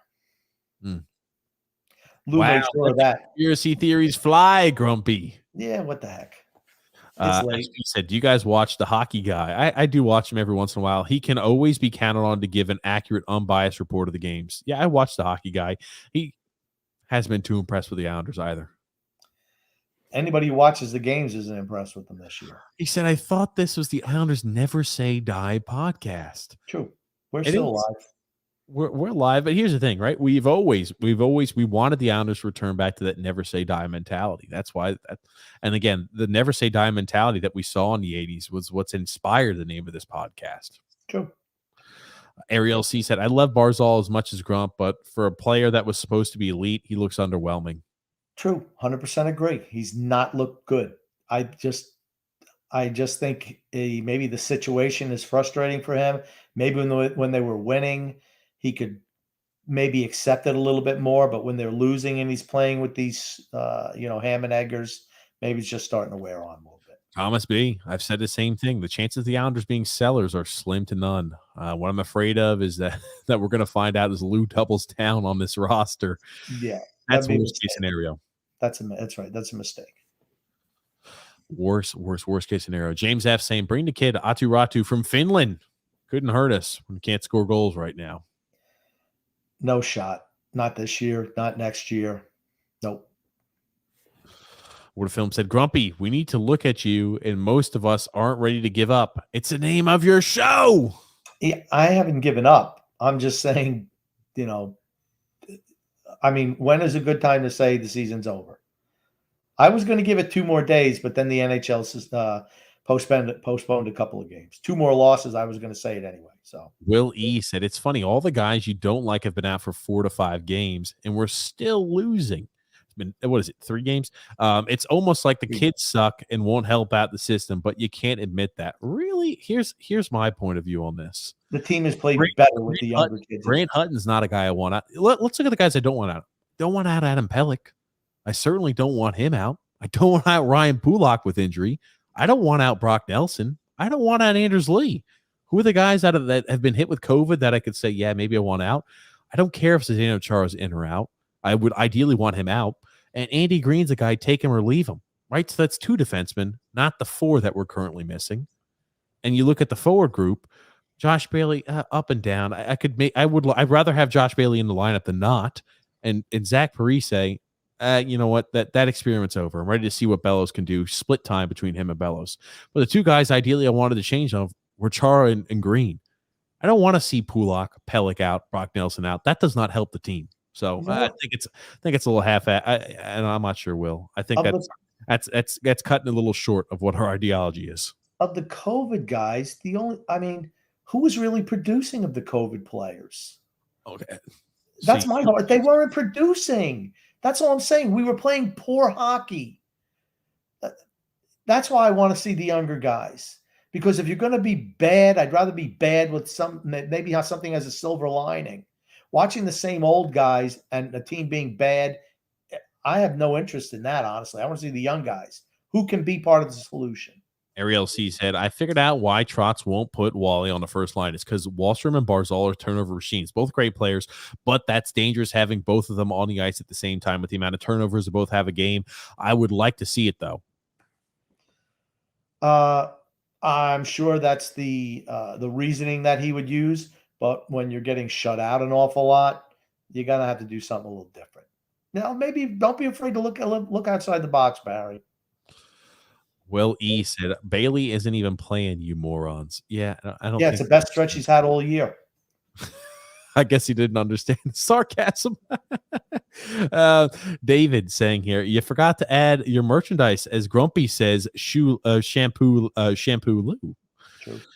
Yeah, we got it. Yeah, so we wanted to see how the first little batch went to see if people were interested. We always said people wanted, so hey, we produced. So we'll see if people like.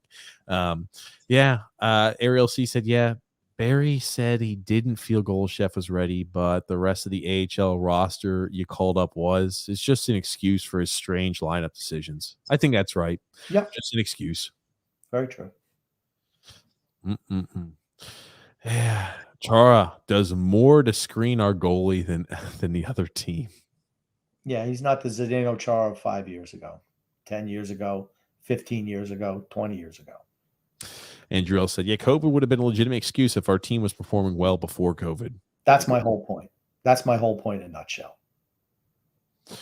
God help us is right. God help us is right, Grump. Let me ask you this, man. Oh, Brandon Frey saying we absolutely blow. Brandon Fry, I'm sorry. Brandon, we've not looked good, man. True. True. We're going to get better. We cannot possibly play as bad as we've been playing, but maybe the young guys in the lineup lights a fire under the veterans when they come back. That's my hope, honestly. That, maybe Barry says to the vets, hey, these young guys are holding their own out there. If you want to get back in the lineup, you're going to have to step it up a little bit. He's not going to do that, but I wish he would. Tony Cheese saying here, you figure with a veteran team, we've been able to turn this around already. Don't worry, there's an excuse why that won't happen.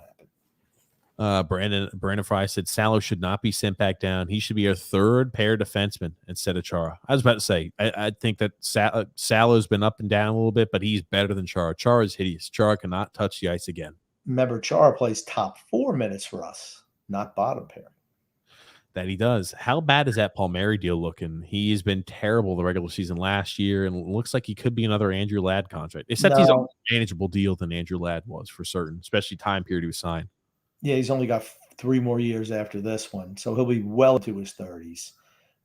That said, he won't be at least Andrew Ladd. Andrew Ladd couldn't even get on the ice. They never gave him a shot, of course, but Palmieri at least plays every night.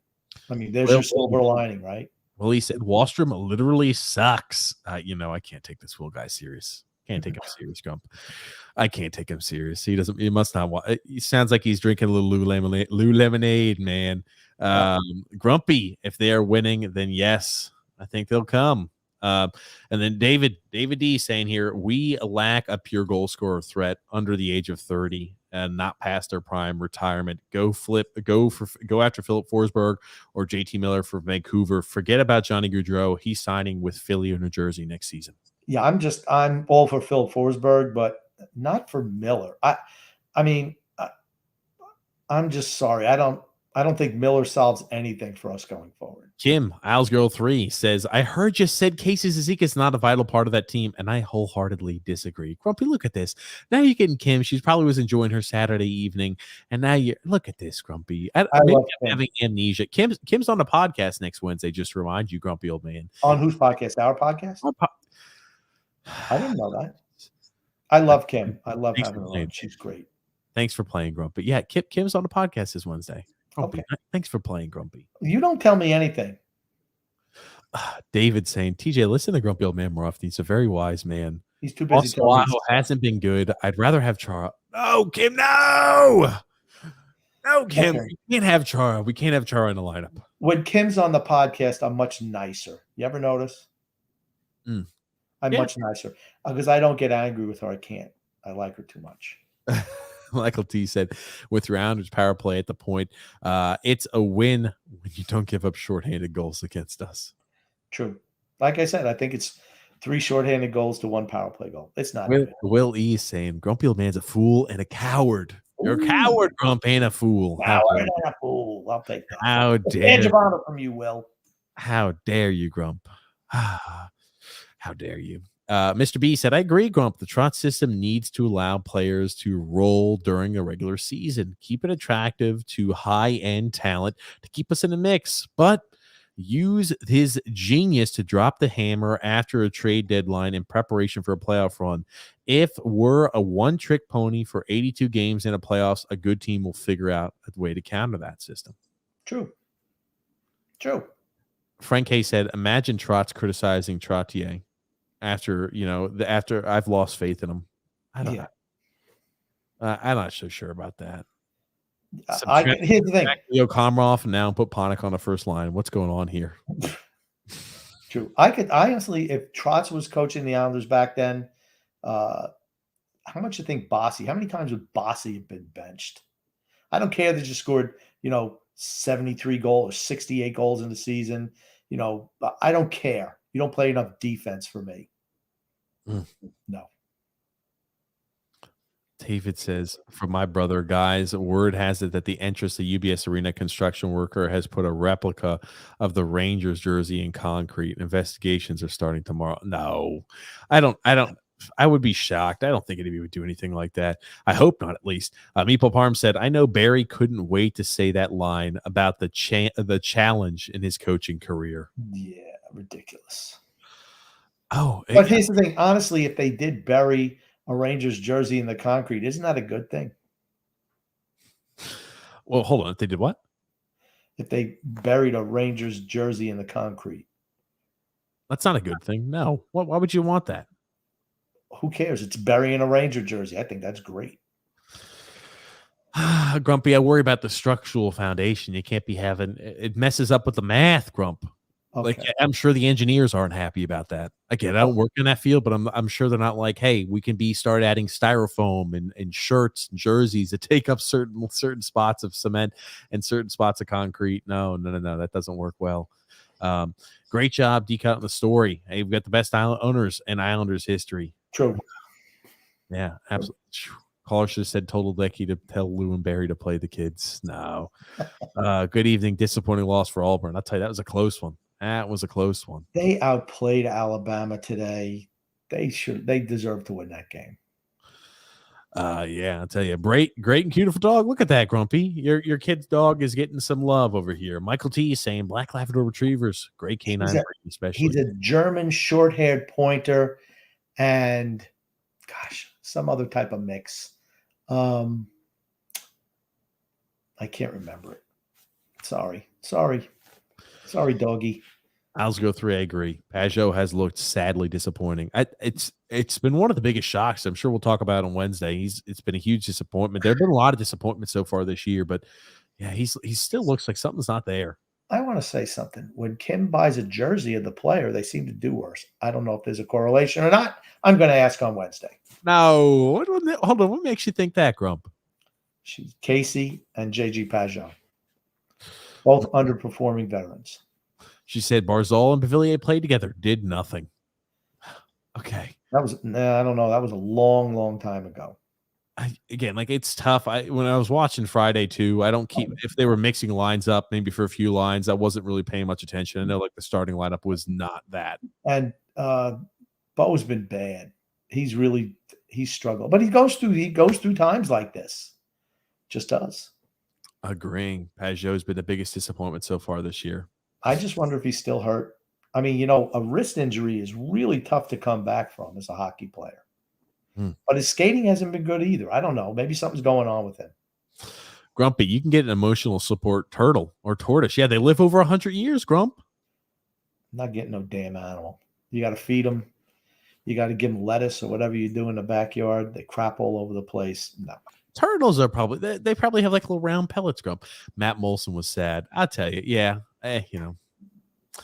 Hate to see it. CJ Scoots saying Matt Molson was good for 30 goals a year playing with John Tavares. Yeah, they worked well together. He can thank Matt Molson can thank John Tavares for every contract he ever got. Good gracious. Oh, good gracious. Oh, not sure what was worse. Trading for Vanek or trading Vanek away. Gave away too much for him. Didn't get anything back in return. Yeah. Trading Vanek away was worse. You want to talk about the or trading for him without having ever had a talk with him about potentially re-signing with the Islanders. That's Garth Snow, though, isn't it? Yeah, it is. It is. I'll tell you. David D saying, I think JT was pretty upset when Matt Molson was traded and Strome, both of his friends and teammates. Yeah, they were a tight-knit group. Yeah, top 7 pick. He was. Yeah, he certainly was. Michael T said Barzal has bought into the system, perhaps until now. Winning solves a lot of those things, but when you're losing, it's like, why am I here? I'm overplaying that, honestly. But I mean, he looks frustrated out there. I don't think there's any doubt about that. Thanks, Alexander. We appreciate the love for certain, as always. Eberle, at this point, it's a significant loss. He didn't score a lot of goals, but he did score goals. Yeah, but he had to subjugate his game, Michael. That was for Michael. No, that was for Jared Ben, as you Oh, always say. Jared Ben. I'm sorry. Sorry. Jack Battle Level Capital. But I mean, he did have to sacrifice some of his offensive flair. Right when he came to the Islanders, what was his rap? Won't play any defense, right? Well, he showed that he could play defense. Good for him. Josh H says, did this team just like to play well when they're in an underdog role or something? This team is too streaky, too consistently, to their game. Clean house, start rebuilding. This team is going nowhere. I think it is time to get rid of a lot of the veterans, whatever you can get for them. I believe in that. Patrick H saying, browbeat him. Grumpy's the worst. With a little smiley face on him. Oh, look at that. Look at A that. little Kermit the Frog there. Isn't that cute? Oh, man. I tell you. David D saying, Grumpy Man, what does your shirt read? It says, you see, I'm not like the boss. I am the boss. Oh, what a film saying. Missed the guys, the Michigan versus Ohio State game. But if you guys want to see TJ at his best, tune in to TJ and the Grumpy Old Man. TJ knows his football. True. I actually complimented TJ on that show because he does know his football, without a doubt. Being a former player at a high level, he knows. I have to admit it. But he kind of gets down in the weeds sometimes talking about offensive line. Ugh. Who doesn't love talking a little offensive line? Paulo C saying, TJ, everyone should be playing on the third line on this team except Barzal. True. Yeah, I got a comment here from Brian B saying, oh my God, some of these comments from the Mr. Positives turning my stomach. This team is old, slow, and simply not good. True. Like I said, the younger guys, I'm interested in watching the younger guys. Yeah, Dwayne Sutter, he was way better than Bailey. Mm-hmm. Bailey should be their mascot. He can run around and stand singing a song. I would tune into that. TJP said, do you guys see Barry being held accountable if we miss the playoffs for not giving the younger players? No, nope. Absolutely not. No, he does not. He does not deserve to be held accountable for this. He's done a hell of a lot too. If I'm talking about as a head coach, right? I know we talk about the goals always win a Stanley Cup, but if you're saying you inherited a miserable team and you brought them to Eastern Conference Finals 2 out of the 4 years you've been here, you would have to, even if you had a catastrophic failure this season where you're the worst team in the NHL, it's a pass. Barry Trotz is not a bad coach. He's a good coach. He's just too rigid. I mean, that's what it is. When things are going great, he's good. He has helped bring this team back to respectability. No doubt about it. That said, at some point in time, you have to incorporate the younger players. You just can't ride the old guys till the wheels fall off, because they're going to fall off. They've kind of already started to fall off this season. The veterans have been the ones who've not been performing, not the younger guys. Mm-hmm. Scored 31 goals. How many goals? 31, 32? How many goals? 32 goals so far in 32 goals in 17 games. That's not acceptable on any level. It's a 1.88 goals a game. It's not good. Not good. It's not good at all, Grumpy. Definitely not. Got a comment here also. Paulo C said, guys, we've got good centermen. Our wingers just suck. Yeah, they cost money. But when you want to pay, everyone in their 30s, long-term, big money deals, it kind of hurts you. Michael T, I agree with this. Bailey is what he is. Doesn't deserve to be a lightning rod for everything that goes wrong with the team. I do have an issue, though, when they put Bailey in a top-line role. He doesn't deserve to be there. He shouldn't be there. He should be playing on a third line. I think he would be a more than adequate third-line guy. And that would take away some of the stigma, the negative connotations he gets. I don't think it's all Bailey's fault. I think Trotz putting him on a top line does not help the people who hate him, because they see his lack and inability to play, and they see him get promoted to the first line, and it aggravates him. I could see that. I mean, for me, if Josh Bailey was just a third line player who just played third line minutes, got no power play, no shorthanded, wasn't out there at the end of every game like he's the greatest thing since sliced bread, I wouldn't be ripping on him. It's the fact that over his career, for a guy who's been so underwhelming, he gets so many chances. It seems like everyone likes him. He's really, really smart. They can't hesitate to tell you that, but they never tell you he's a good player. I've never heard anyone say, man, Josh Bailey, he's a great player. No one ever says that. He's really smart. Well, then he should start coaching. You know what it is? I just go ahead and tune you out when you start talking about Josh Bailey, because I noticed you just shit talk Josh Bailey, and I didn't even listen to really a word you said because I've heard it all 1,000 times before. Noah W said, "How is Hiller still the coach, power play coach on his team. Power play has been over the past few years and has been bad. He's been a good power play coach. He had the best power play in Toronto before he came and joined us. So I think it's got a lot to do with the personnel. I mean, a lot of the coaching decisions have been hideously dumb, like Andy Francis broke down. But why is Josh Bailey on the power play? Won't shoot the puck. You got to have guys who are not afraid to shoot the he puck. has been in the power play as of recent. We've still struggled. Oh, yeah. I'm not saying he's the only reason, but he's been on that power play for how many years now? Mm-hmm. What a film saying, just checked out the link. It works there for the shirts. Just checked it out. Shirts are available. Blue, orange, great touch. Well, I appreciate it. What a hopefully Whose idea was that? Whose idea was that? Stop. You're ridiculous. It was mine. Thank you. Druel said, at least he's got his Knicks to watch. At least keep him happy. Grumpy, if we unprotected any other loser listed instead of Eberle, it probably would have forced Seattle to take Bailey. Another loser instead of Eberle. There's a lot of negativity going around tonight. There's a lot of negative. I just noticed that there's a lot of negativity going around tonight, guys. Well, you lose 8 games in a row. I mean, it's going to be a little nasty. It just is. Like I told TJ when they postponed the game, I said, "Man, this is an easy podcast for me today." And I play my role. I mean, it is what it is. But I speak the truth with a little bit of flair. And, but here's the thing. They didn't have to take Bailey. Nobody wants Bailey, not even an expansion team. Nobody wants him. I'm ready for him to sign a contract extension with the Islanders. Stop. Sal P said, "Hey, fellas, I was at the game last night. The arena was awesome, but I left there. I was so upset with the team not being able to get on the board. Yes, we're missing a ton of players, but none of our remaining guys were able to do anything." But the whole thing is we're not a skilled offensive team anyway. That's my whole point.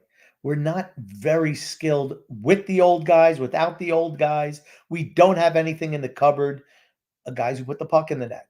We just don't value that in players. That's why you get what you get. We need to draft highly skilled offensive players. They don't do that. They refuse. They'd much rather go with a third or fourth liner or a Casper Holmstrom when other guys are certainly more valuable. Greg Frost, I cannot disagree more. Salo is not bad. Better. Oh no, maybe. Okay, never mind. Okay, I gotcha. I misread it at first. Salo's not bad. He's better than Chara. I 100% agree. I'm sure Grumpy does too. Drew L said, Grumpy, I'll let you read this. Grumpy's most iconic saying this year was against the Flames when he said, "Holy shit, the Islanders are flying right now." Must have been during the game we did it. Isles44 said, "Thank you for doing these podcasts. Even if you guys love Josh Hosang and bash Bailey way too much, Grump at least, it's very much appreciated. Go Islanders." I appreciate that. That's true. I do. Here's the thing. I don't even love Josh Hosang. I just wish they would have given him a shot. That's all. Patrick H said, "Who is better, this team or the 83 Islanders?" I don't know. Stanley Cup or bust. Who knows? The 83 Islanders. You think?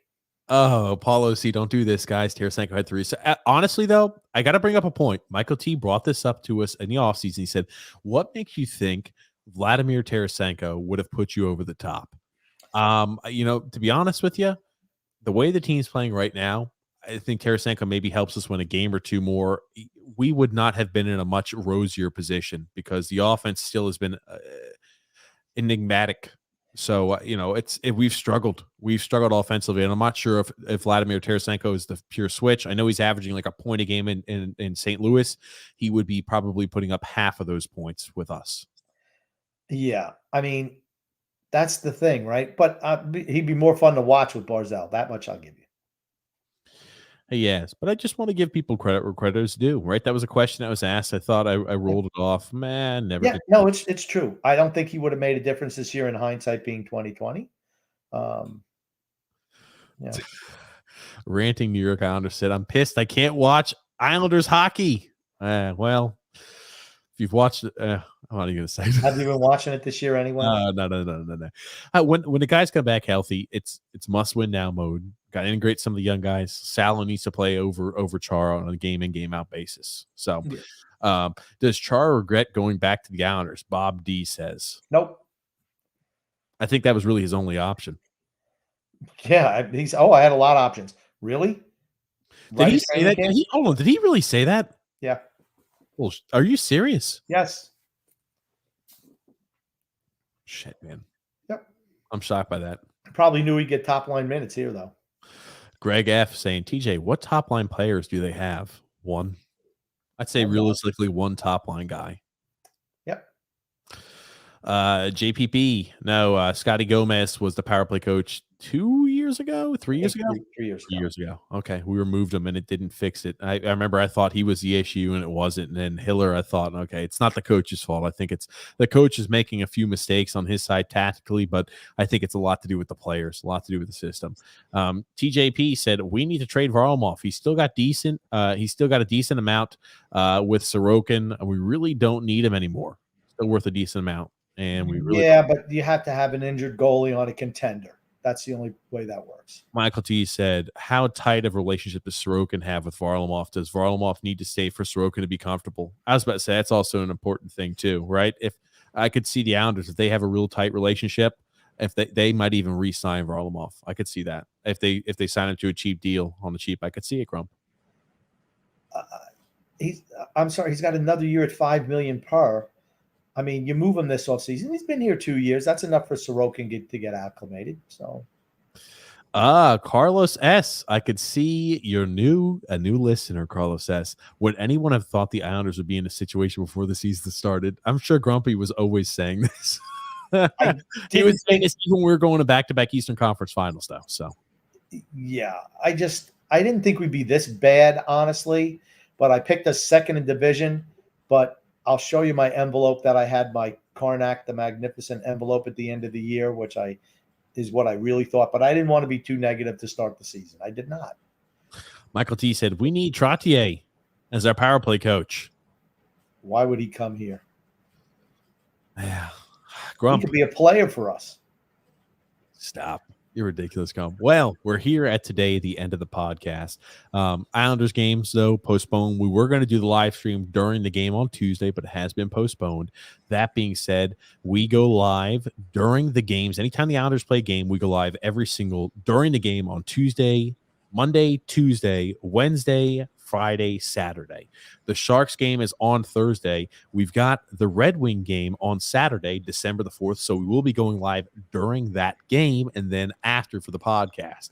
But we will be doing the live streams during the game because fans like it. People who listen to the podcast enjoy it. We want to give you what you guys like and enjoy. That's for certain. But Grump, let me ask you, before we wrap things up today, what else you have to say? I just want to say love and laughter to everyone who listens, and even those who don't, from TJ and the grumpy old man. Well, absolutely, Grump. 2 more quick questions. Michael T saying, hey, Grump, Iron Maiden or AC/DC? AC/DC. And then John JPB says, why does Lou Limerick love ex-Jersey players? It's a great question. When he was a good GM. There it is. That was an easy cheap shot, right? Cheap shot. But thank you, everybody, for tuning into the live stream. We will be going live this upcoming Wednesday with Kim, Isles Girl 3. We'll be talking some Islanders. Hopefully, we'll get a little bit more positive, Grump. I like when she's on. You're not so mean. You're not so grumpy. I like when Kim. I know you love Kim, so you always are smiley. So I like when Kim's on, Grump. I do too. I love when she's on. I do. So we got Kim coming on this Wednesday. That will be a Wednesday, 8 p.m. Eastern Standard Time. Saturday, we'll be going live during the Red Wings game, and we'll be going live after the game. So make sure you don't miss out on any of the content. Subscribe on YouTube, like on Facebook, follow on Twitter. Thank you so much for tuning in. Hopefully you guys had a great Thanksgiving. Bless family and friends. Hey, we'll see how things go. Got a few important games coming up. The Islanders got a few games postponed. We're going to have the guys back from COVID. Let's see how they react. Let's see how the Islanders turn out. But thank you again, Grumpy Old Man, as always. My pleasure. And thank you, everybody who tuned in. The lifeblood and love and support of this podcast. Thank you, everybody. Thank you, Grumpy.